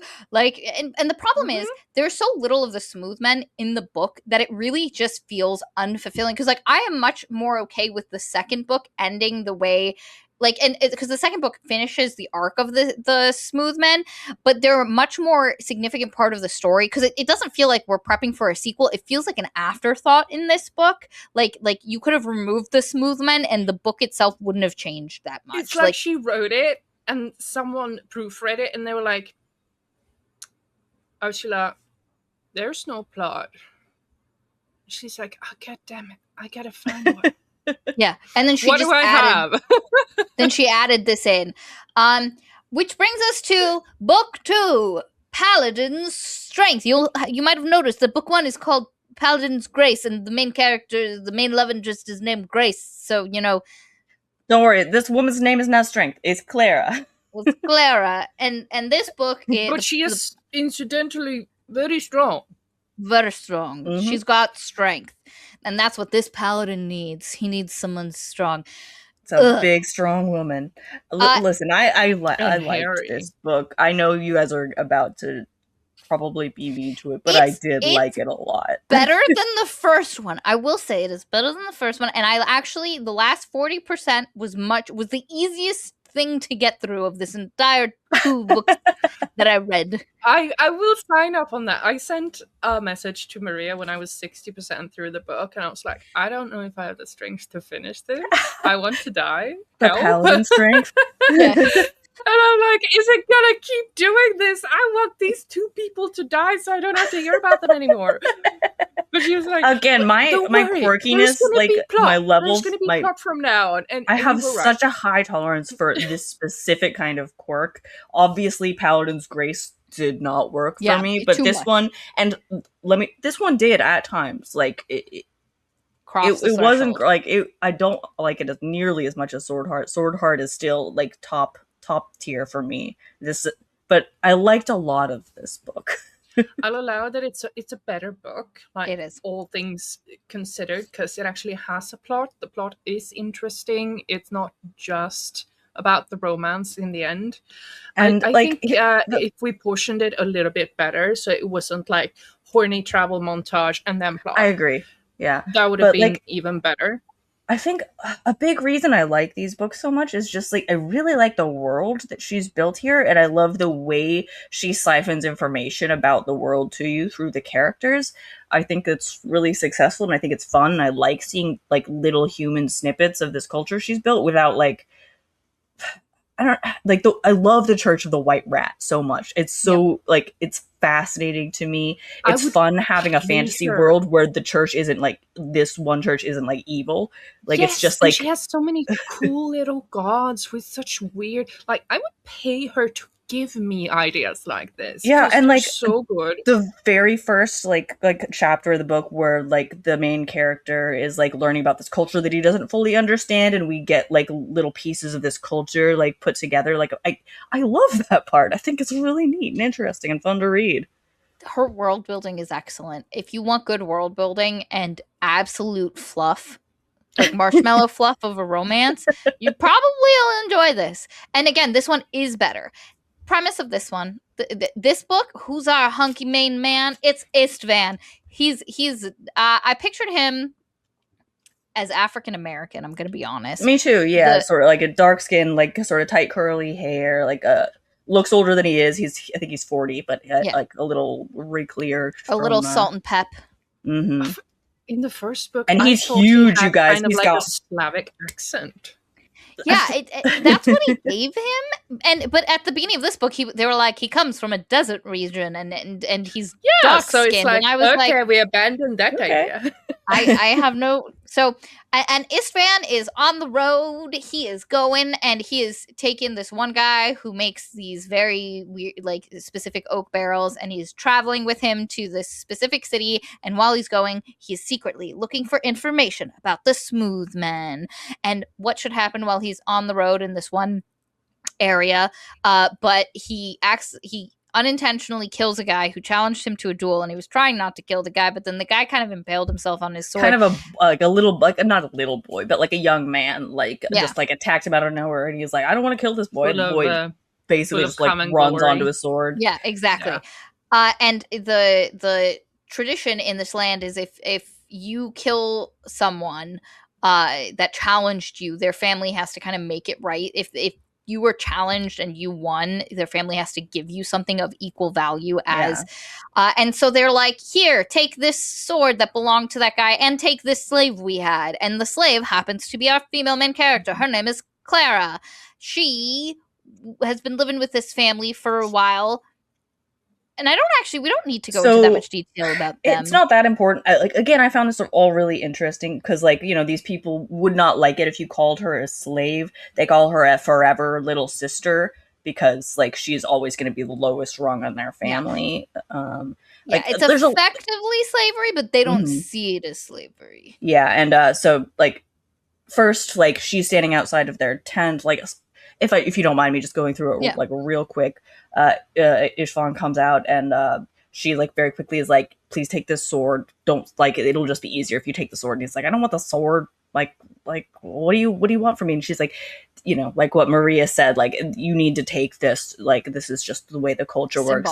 And then she goes back into the tent with him and he's like, okay, you can have some tea. I took the sword. Like, can we move on? And she's like, no, actually, I have to come with you because I'm also part of this deal. And he's like, no, I'm not taking you with me. He finds out she's not a nun, but he calls her a nun. She's a lay sister. A lay sister. A lay sister. And he's like, oh my gosh, nun. He's very respectful about this. He's like, fine, if I can't get rid of you, you can come with us to this, like, to a certain point. We'll get you to where you're trying to go, I guess. She was like, I was beset by bandits, and then I got taken by this. I was sick, and they took me, and I'd like to get to a place. And he's like, okay, well, you can travel with us, Domina. And she's like, don't call me that. I'm a lay sister. Like, relax. And she's a lay sister for Saint Ursa. And just to let you know, Clara, she's a lay sister for Saint Ursa, and the book is going to hold on to something for a very long time. It's going to hold on to this information. But I'm just going to tell you right the fuck now. Girlfriend's a werebear. She's a werebear. Saint Ursa, the women of Saint Ursa, the nuns, all werebears. Yeah, and that's what happens. You get a kid who turns into a werebear, and you go, here you go, Saint Ursa. And so they're all just werebears. And a while ago, some terrible men came and kidnapped all the werebear nuns, using their weaknesses of fire against them and putting them in cages, and they were traveling and taking them somewhere. She got sick, and so they kind of threw her out and were like, go die somewhere else, so that the bears... So Clara doesn't know how the nuns and her like sisters are doing. She doesn't know if they're alive. She doesn't know where they are. So she's not mourning them either. She's like, I'm not going to mourn them until I know if they're alive or dead. But she wants to find them. She suspects that they're being taken to this one place to be used as entertainment purposes. But that's what her goal is, to find them. And she's hoping to travel with Istvan and his crew. Istvan also doesn't tell her that he's a paladin, and just like they both are just like, I don't know. They're both like kind of keeping secrets from each other, dancing around information. To a certain degree, it makes sense. They don't know each other. They don't trust each other, I guess. But again, why would he not tell her he's a paladin? Like, that part, I don't get. They have like a reputation out here or something. Not entirely clear. But they end up traveling together, and immediately, like, and when I tell you immediately, so this whole thing happens where, like, they have the interaction where she's like, I have to go with you. You can let me go somewhere else, but I need to leave this town with you. And he was like, okay. And so he's like, Galen, we're traveling with this domina, da-da-da. And Galen's like, yo, sick. And, like, they're bantering, and immediately he's like, he wanted to put Galen's head through the side of the wagon. And I was like, dude, you just met her. Gay. And your bestie's gay. No, not this book too. It only happened a couple of times, and it wasn't. Well, because there wasn't a lot of men around. They were kind of isolated. And so here starts the big chunk of the book where they're just traveling together. And I'm just going to run through, because I would like to go to have dinner. I'm going to run through some shit. They travel. While they travel, they get attacked by bandits. And our girl, Clara, she's like 6 foot. She's strong big. AF. She a big girl. And when the bandits come and attack them, she grabs like a sledgehammer and she's just taking guys out. And Istvan is so taken with her and her bashing of men's head, and he kisses her in the middle of the fight. Yeah, and her thick thighs that could crush a watermelon. That he kisses her in the middle of the battle, like, and it's this intense kiss, and he's like, "Oh my god, I kissed a nun! I kissed a nun!" And so you remember I mentioned that in each book, everyone has a reason why they can't be with this other person. He has like weird nun trauma where he's like, you can't kiss, like, nuns. Like, it's just this weird where he's like, weird respect for nuns. Like that means he can't, even though she's a lay sister, and she's already told him she's not celibate. She has not taken a vow of celibacy. And he's like, I can't, nuns, you can't think of them. Again, she's a nun. Once again, the book wants to have the cake and it wants to eat it. Yes. It's so annoying. Also, Chris M made the point that he kisses her while under the black tide shade. It's not just fully, but a little bit, yeah. And so they have this, and then he pushes her. And he's like, I'm so sorry. I shouldn't have done that. And she kind of like laughs at it, like, what the hell? Because like Clara's had sex. Clara does not have the weird sexual trauma. She doesn't have the grace, like, oh, I hate myself. Oh, no one could ever love me thing. She's just like, okay, buddy. But anyway, and then she's like a little like, once he knows my secret, he's gonna think I'm a freak, and he'll never love me. Because again, that's her thing, where she's like, oh man, nobody can love me if they know what I truly am. Which is kind of understandable. Yes, I understand her insecurity about that. Yes, that makes sense. It's much more plausible. His thing about nuns, 0 sense. Makes zero fucking sense. I hate it. But anyway, she goes and she's like, okay, let me get back to the fight. And then Galen's in the black tide, and he turns and he sees her, and he like yells out at her and is like gonna charge, and she roars at him, like bear roars at him, and then Galen's like, ah, that triggers his tide thing that even more. Yeah. And then, so Istvan has to come and get in between them, and he's like, yo, did you antagonize my bro? Why were you, like, screaming at him? Were you trying to get a rise out of him? Are you crazy? And she's like, no, man. Why are you freaking out? Because, again, she doesn't know that he's a paladin at this point. And so, and she's also, so then he's like, he's a berserker. You antagonized a berserker. And she's like, oh, okay, I understand. No. And then she, like, this is where she confesses that her nun sisters were taken and had been like kidnapped, and he was like, who would kidnap nuns? That's so weird. And she's like, yeah, I'm trying to find them. So like now they set off with a little bit more understanding of what is happening, but then they get attacked by another set of like, and there's a bunch of interactions happening between these things. There's one scene where they run into like it's a really creepy scene actually with the rabbit where they ask a rabbit. The rabbit warren. They follow a rabbit back to a warren, and there's like one speaker for the warren amongst the rabbits. We should also say Brindle is in this from Sword Heart. We love Brindle. Yeah. We love Brindle. But the rabbits, they kind of talk like that. It's a creepy ass scene. Creepy. It's like all the little bunny eyes, like sort of, and they think of themselves as like sort of one unit. And so when they're asking it questions, they're like they think about the whole like band of paladins traveling together as like one person kind of. So you can't ask how many people were in like this bandit camp. You have to say how big was the person. It's deeply unsettling, like uncanny. Like she's like T. Kingfisher is so good at writing this like uncanny horror stuff. Like yes. It was excellent. I loved the scene. Great scene. Surrounded by more of the romantic idiot. Oh, I can't be into a nun. Shit. It's funny. He kind of reads like a guy who's just like watched too much porno and he's just a little anxious. He's like, uh-oh, this is one of those girls from the porno I was watching. Yes. There's a point where they go to an inn and he's like, I'm sorry, I kissed you. And then she's like, hey. And so she kisses him and she's like, see? I'm not sorry about that. Not so bad. And then he's like, should I go to her room? And then he's like, God damn it, man, she's a nun. And I'm like, she just kissed you. What are like these two for this chunk of the book are so inept. Like no one's reading signs. Everyone's being annoyingly obvious, but everybody in their own head, like their head is so far up their own butts they can't see.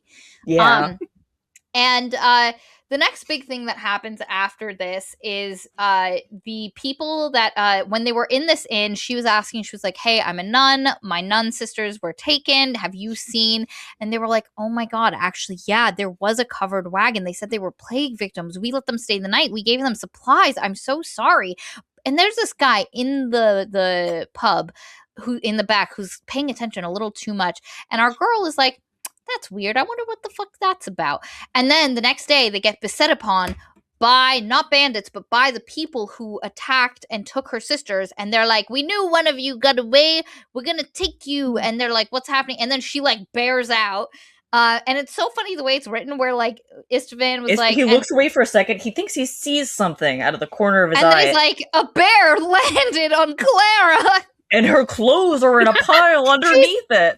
She's under the bear. She's been crippled in a minute.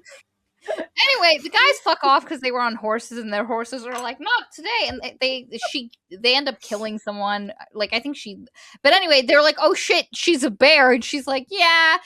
I'm a bear. That's why they took us. And then like it's tense and everybody's like all tense. It's especially tense because Istvan, before he realized that the bear was Clara, did end up stabbing her. Yeah. And he was like, I stabbed a nun. Yeah. And then like, God damn it, there's more important things happening than the fact that she's a fucking lay sister, Istvan.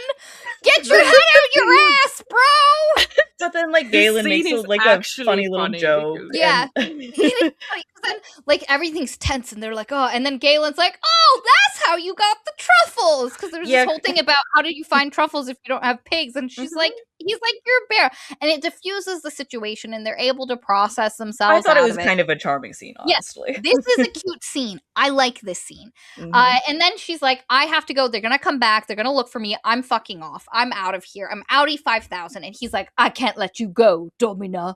And when I tell you, I hate that he calls her Domina, even though she said multiple times, I'm not a nun. It is annoying when characters insist on calling people names that they ask them not to.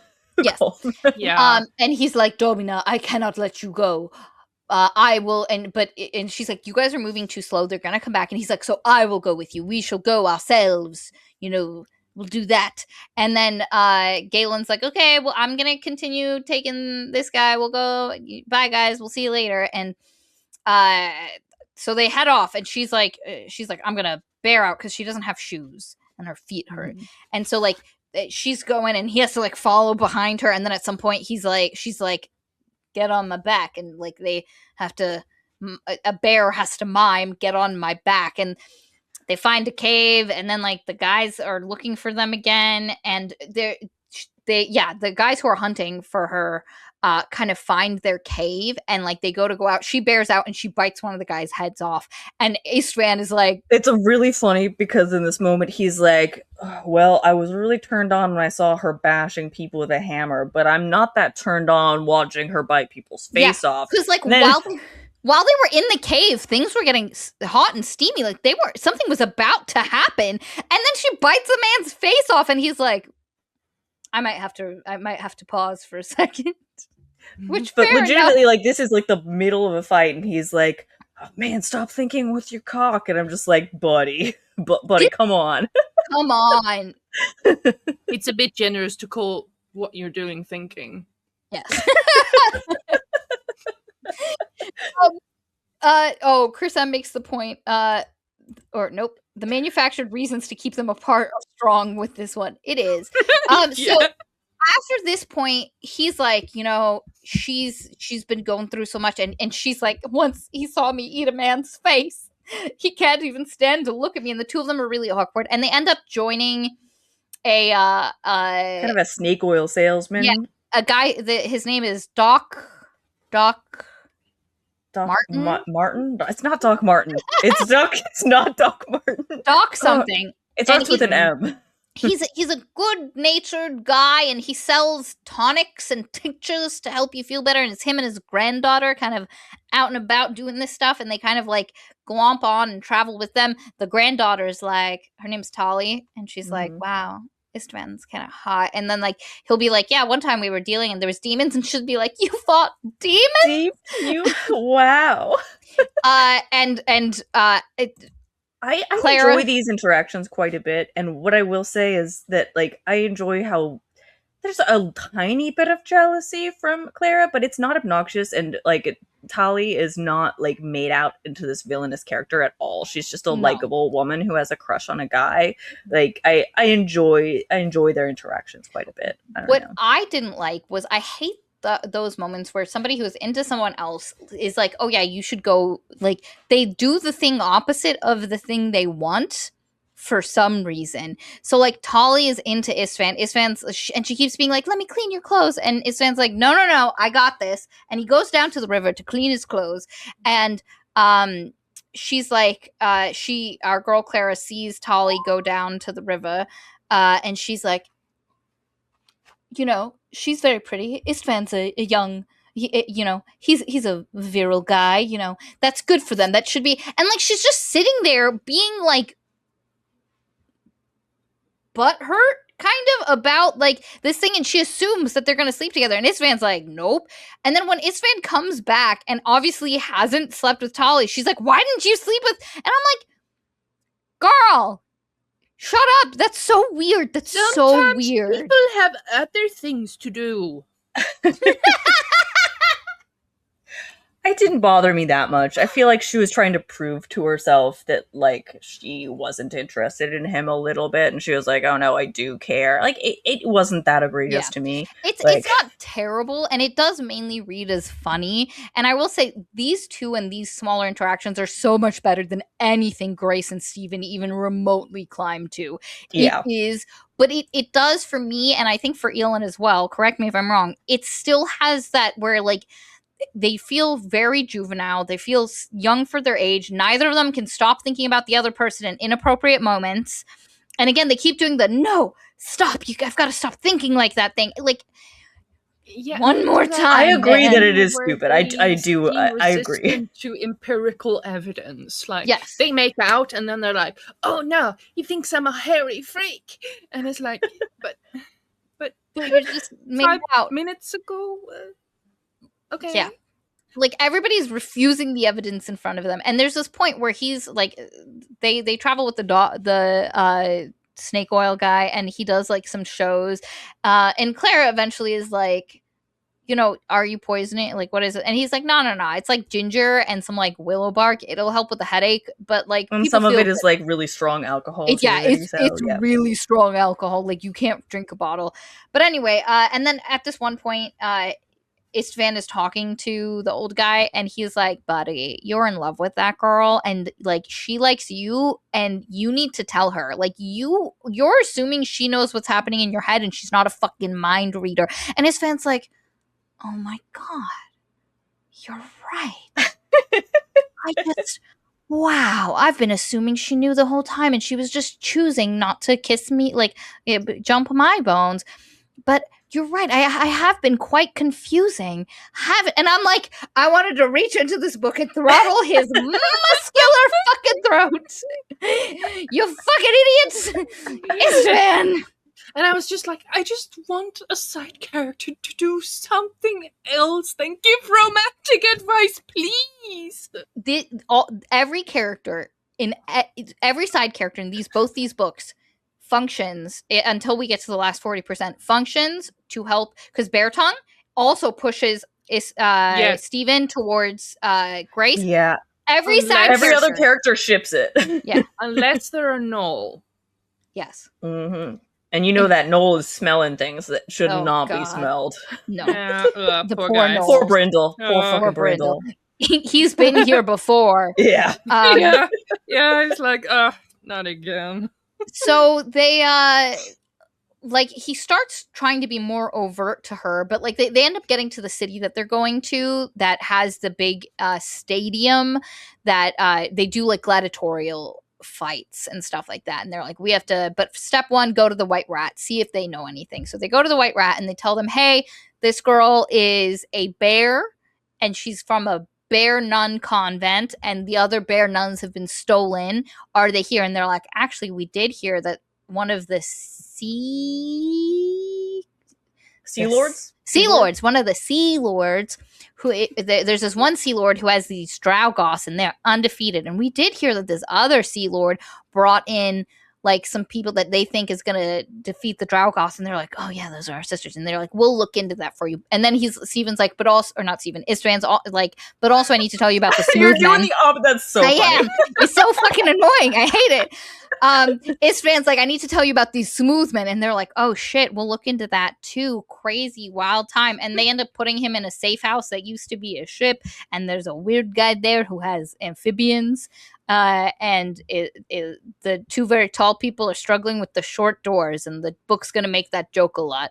And like Istvan is trying to be more overt about where he is, what he's feeling. But then shit goes wild for these two as they're trying to investigate some stuff about the Smooth Men and like figure out information. They get a lead where this one guy was like, you know, those people they were talking about, because there used to be the monster of the leads, or like the... Is this when... So they go from like bar to bar, yeah, right? so they go have from... this strategy where he, you know...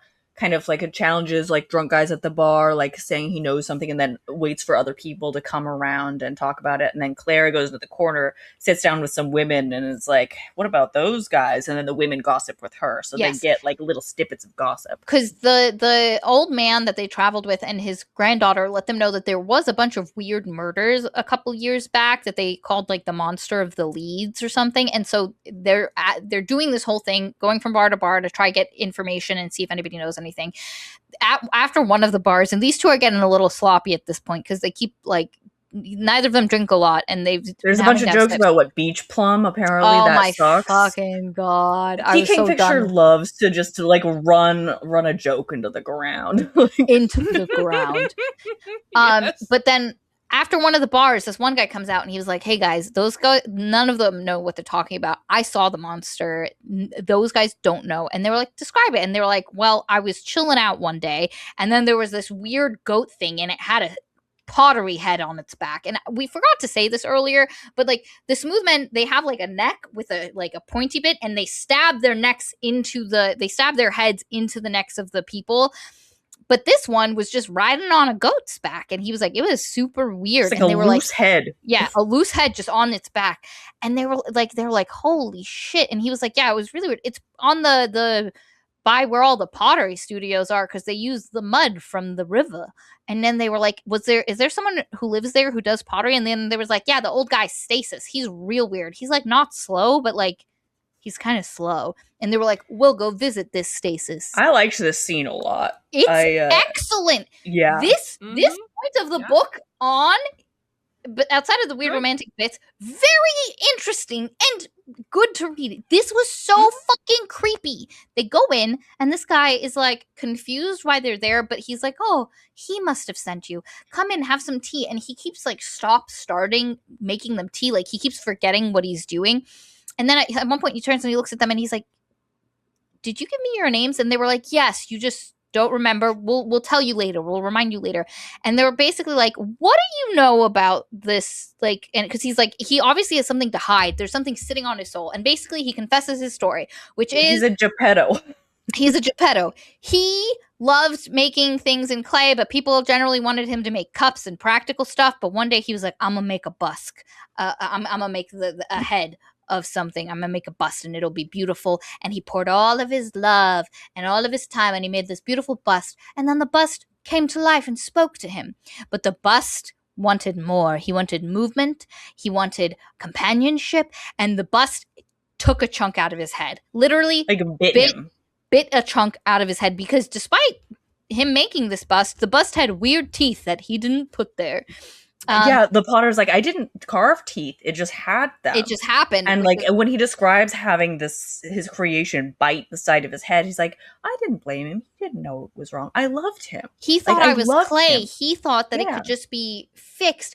And this scene is so creepy because the two of them are extorting information over this guy who is literally, because he says, like, ever since that happened, I haven't been right. My brain doesn't, and he keeps being like, who are you again? And they're like, we already told you, but we'll remind you.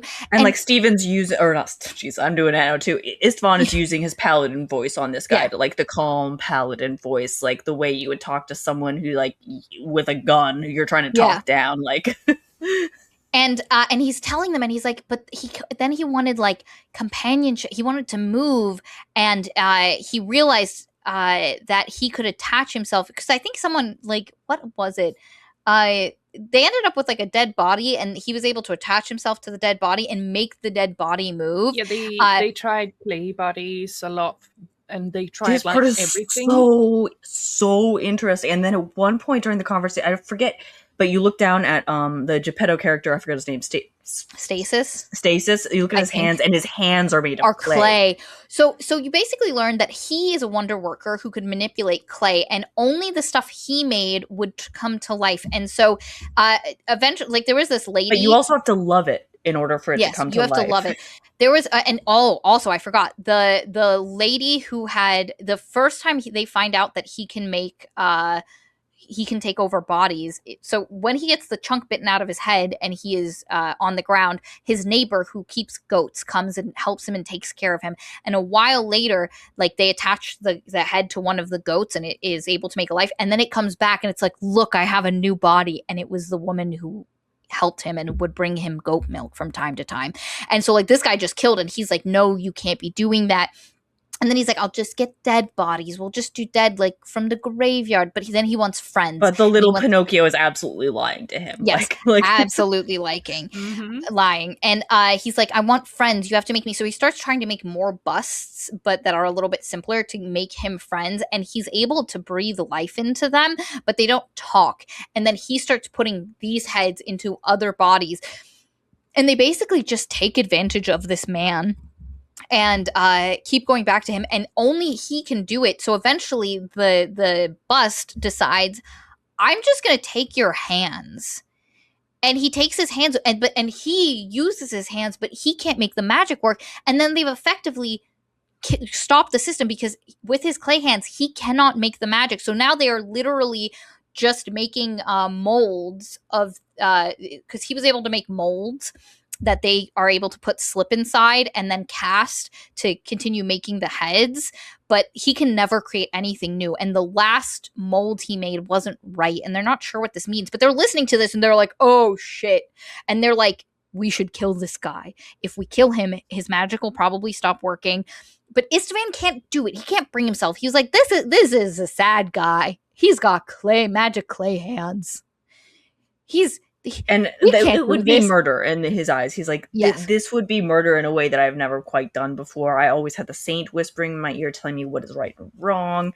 This man is sad, and killing him would be sad.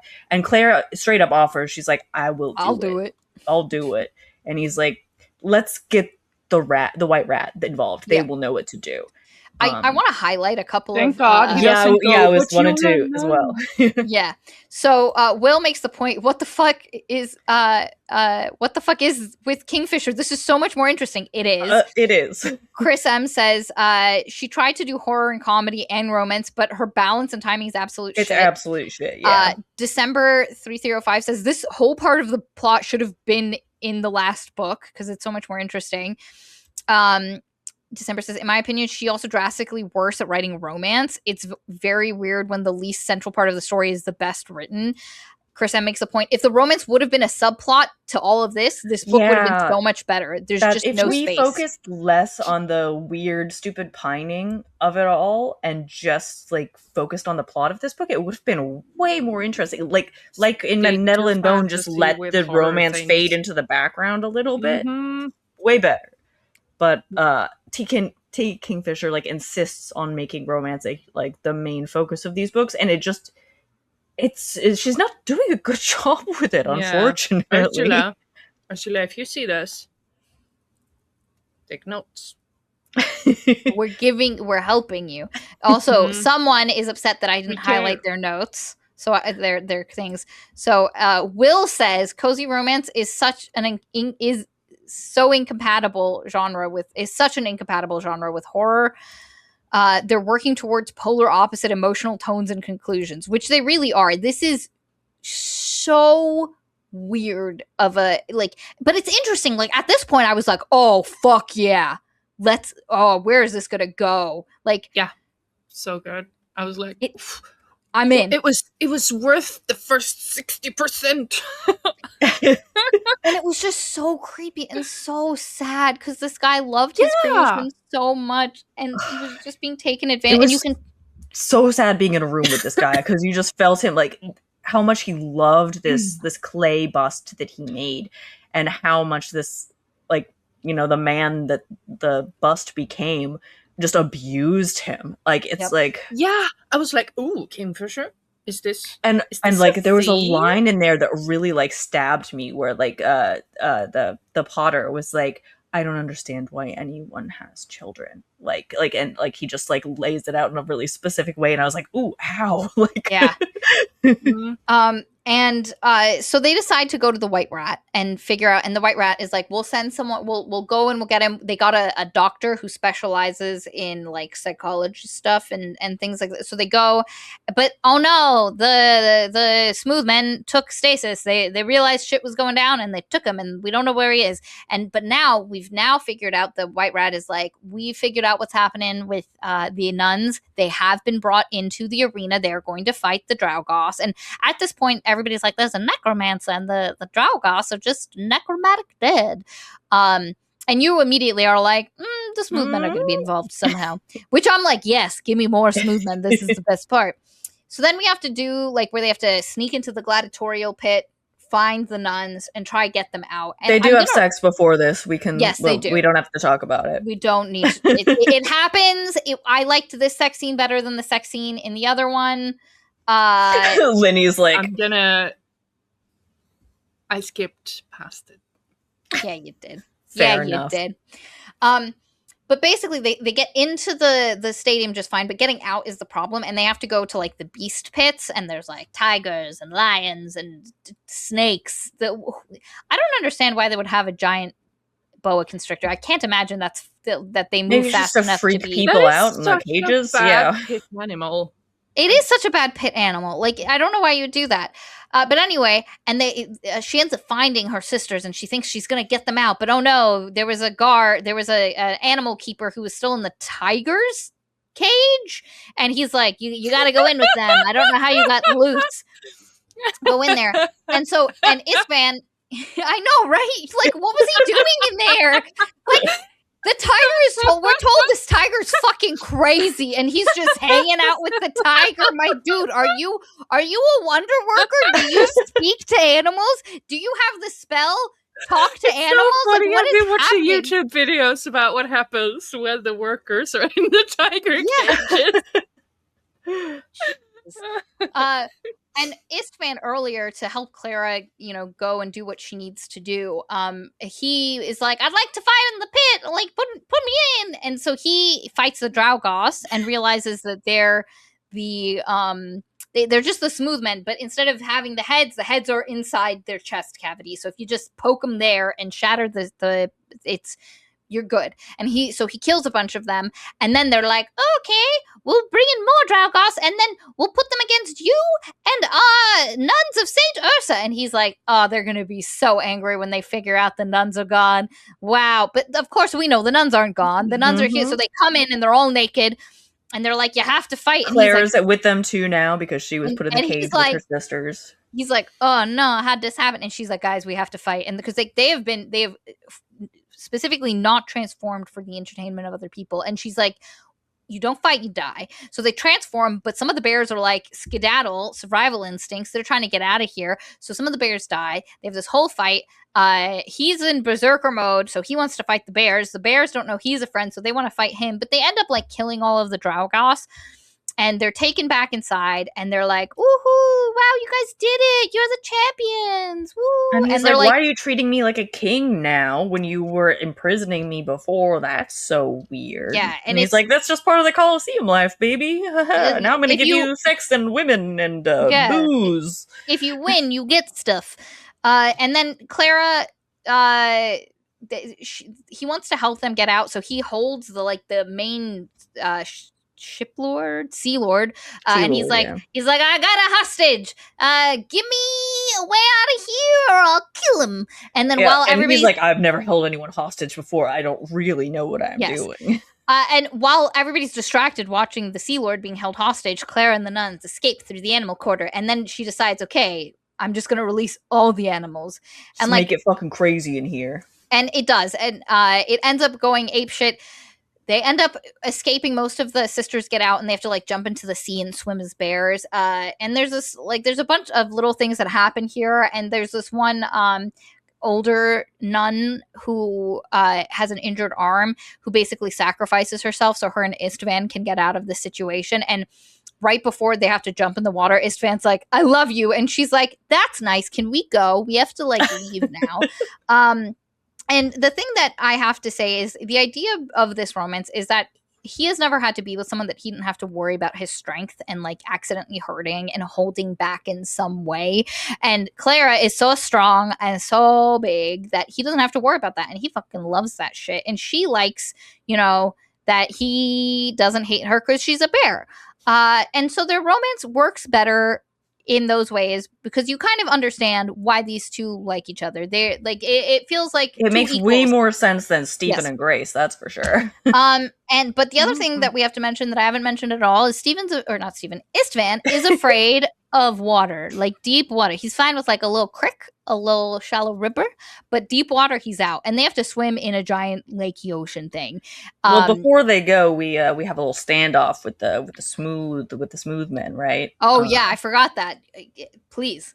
I don't remember all of the details of this scene. I wish I did, but Mr. Main Smooth Man, Mr. Pinocchio Rust himself, the original Smooth Man, is like, ha ha ha. Guy, he has a little villain moment. They're talking to him, and God, I think it's so creepy. It's described as it being salt cured so that he wouldn't rot. Oh, I remember why I forgot this scene because I hated how quickly it was resolved. God, this is so annoying. Yeah, so he's got a body and it's salt cured so it doesn't rot, which is super gross. And it's described really, and again, as far as vibes, very off vibes. They're in a room full of the Draugos, and you're like, oh shit, this is, and he's all of them are rotting. All of them are just, he's got a terrible voice because he's speaking out of this thing that wasn't made to speak, and he's smarmy and gross. And he's like, ho, ho, ho, I'm so glad you came now.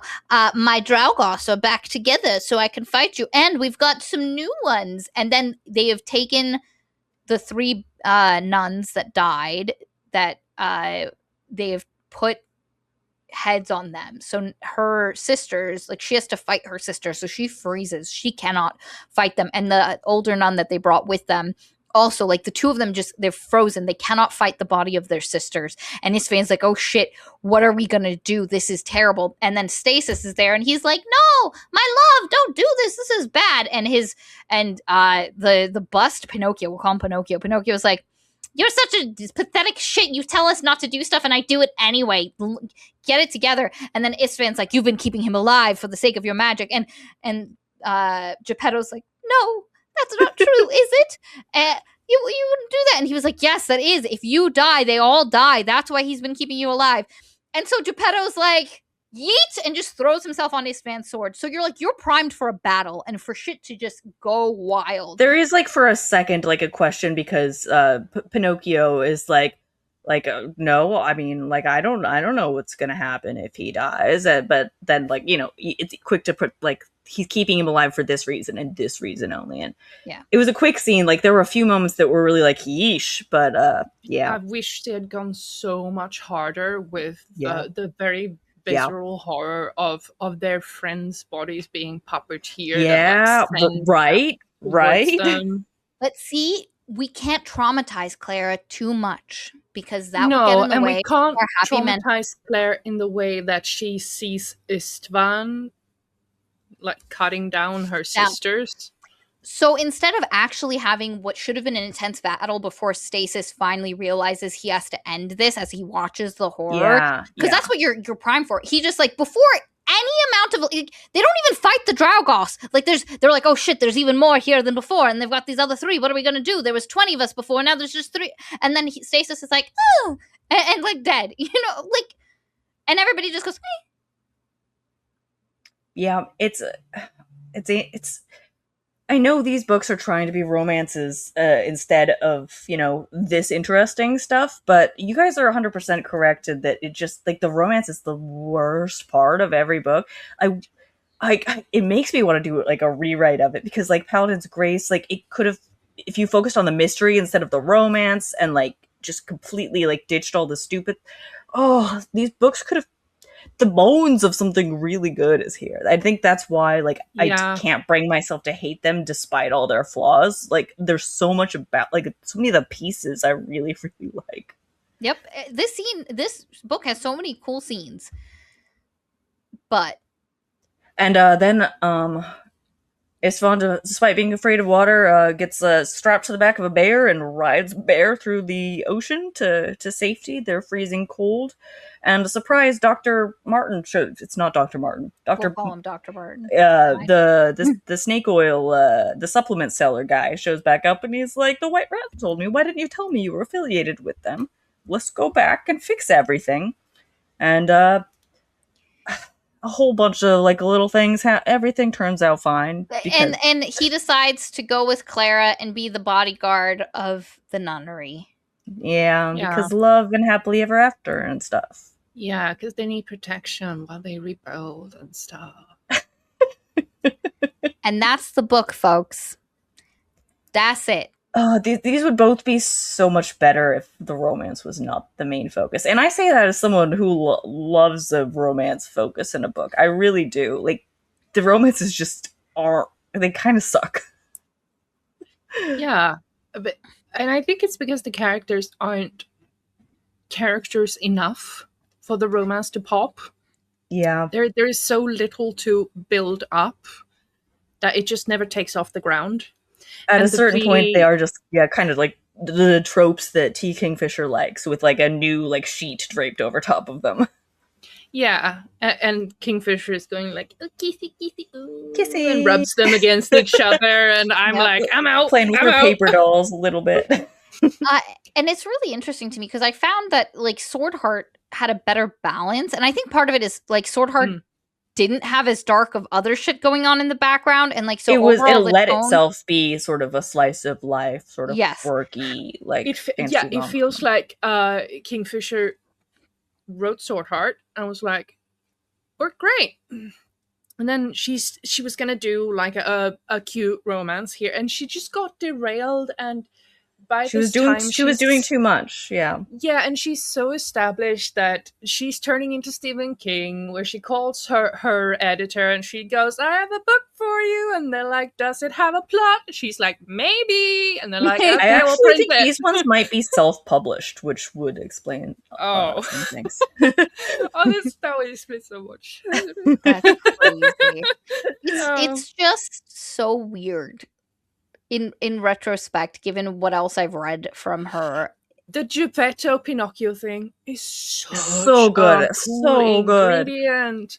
How is this not like the major driving thing in these two books? Like, it is such good ground for horror, but also for like deep emotional things with Father Geppetto, who I can't remember the name of.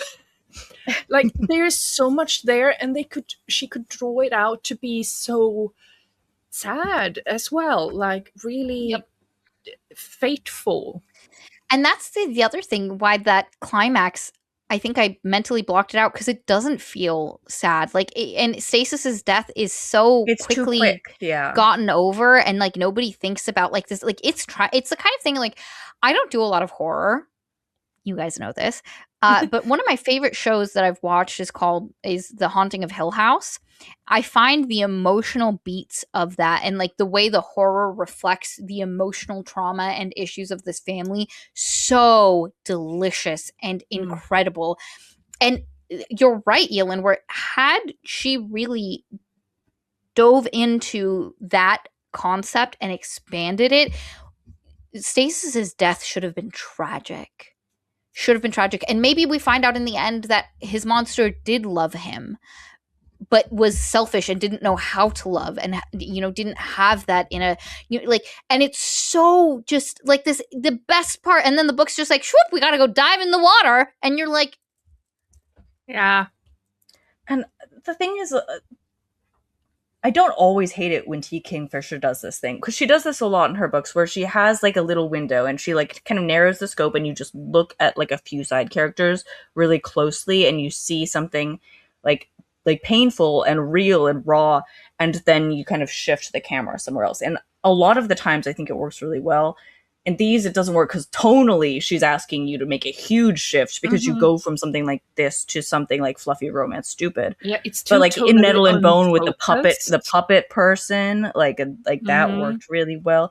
And there's a lot of moments in these that I think like do work really well. And I love all the little like world building. Like we didn't talk about it, but Brant, I think his name was, the guy who we were moving the barrels for him.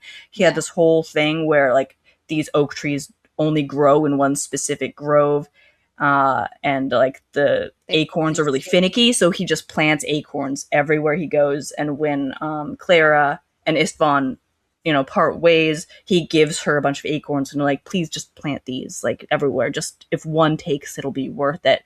There's just like little human moments in the stories that I find deeply charming, amidst all the flaws. Like So, question for both of you.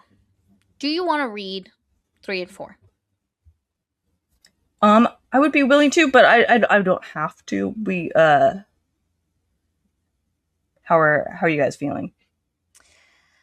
I feel like you guys need a break from this at least. Like, I would definitely. I would honestly maybe be more interested in reading Clockwork Boys than the other two in this, because I think tonally it's less romantic and it could be more up our alley. I looked those two up and I was like, maybe this is going to be more for me. Yeah. I had my friend who I have a friend who I told to read Swordheart. Shout out Soph. She immediately read all of the White Rat books, and she was like, Valerie, the best ones are Clockwork Boys, so you got to read those. Okay. I would do that. Absolutely. Yeah, I'll be more interested in that then, because I looked it up, and the last two books are also pairing books, and I can just tell that for me it's probably just going to be a rehash of the things that don't work, and maybe Kingfisher manages to steer her interests a little bit better, but at the end of the day it's I agree. So I think I would rather Book 3 is a gay romance. It is So it was so funny. Will and I was telling him about, and because I kept sending him screenshots of stuff in the book, and he was like, "Wow, this like the description of the boobs is just not great. Like it's." And so he looked up how many times boobs, breast, bosom was said in each of those, and he's like, it's really weird. The third book, it isn't said at all, like at all. And he was like, does the main character just have really small boobs? What about the small boobs need representation? And then he realized that it was because it's a guy. Man boobs. It was so funny. And so I would think, because Will had mentioned having you and Katie read 3 and 4, because not only is it separate, because we finished the Smooth Man plot in these two, so whatever overarching plot in the next whatever happens there will be separate. So I do think that would be really fun. I would say I would rather read the Clockwork Boys, and as I said, Elin, me and you, what moves the dead? Will? Oh, yeah. I honestly, I'd be fine.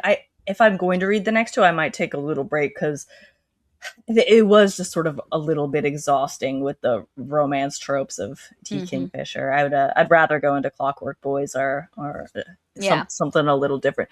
But again, like that said, there are things about these books that I really enjoy, and I think there are reasons to enjoy these books despite everything. And man, I have some real problems with them. I do agree with everything that Lenny and Maria said, despite me obviously enjoying it a little bit more. And like I said before, if this is like, if you want marshmallow fluff with like you will enjoy this. I guarantee you there are people who adore this book series and will like live and die by it. And it's like the right kind of cozy read, because it does have like tension happening outside of the romance, you know? Yeah, and it does, in the sense of a romance, it does the right thing, where it gives you the romance and then gives you the journey of seeing it flourish. It has the minor setback, and then it has a happily ever after. Like, if you're coming for a romance, it's not gonna be nothing. Like, it's definitely there.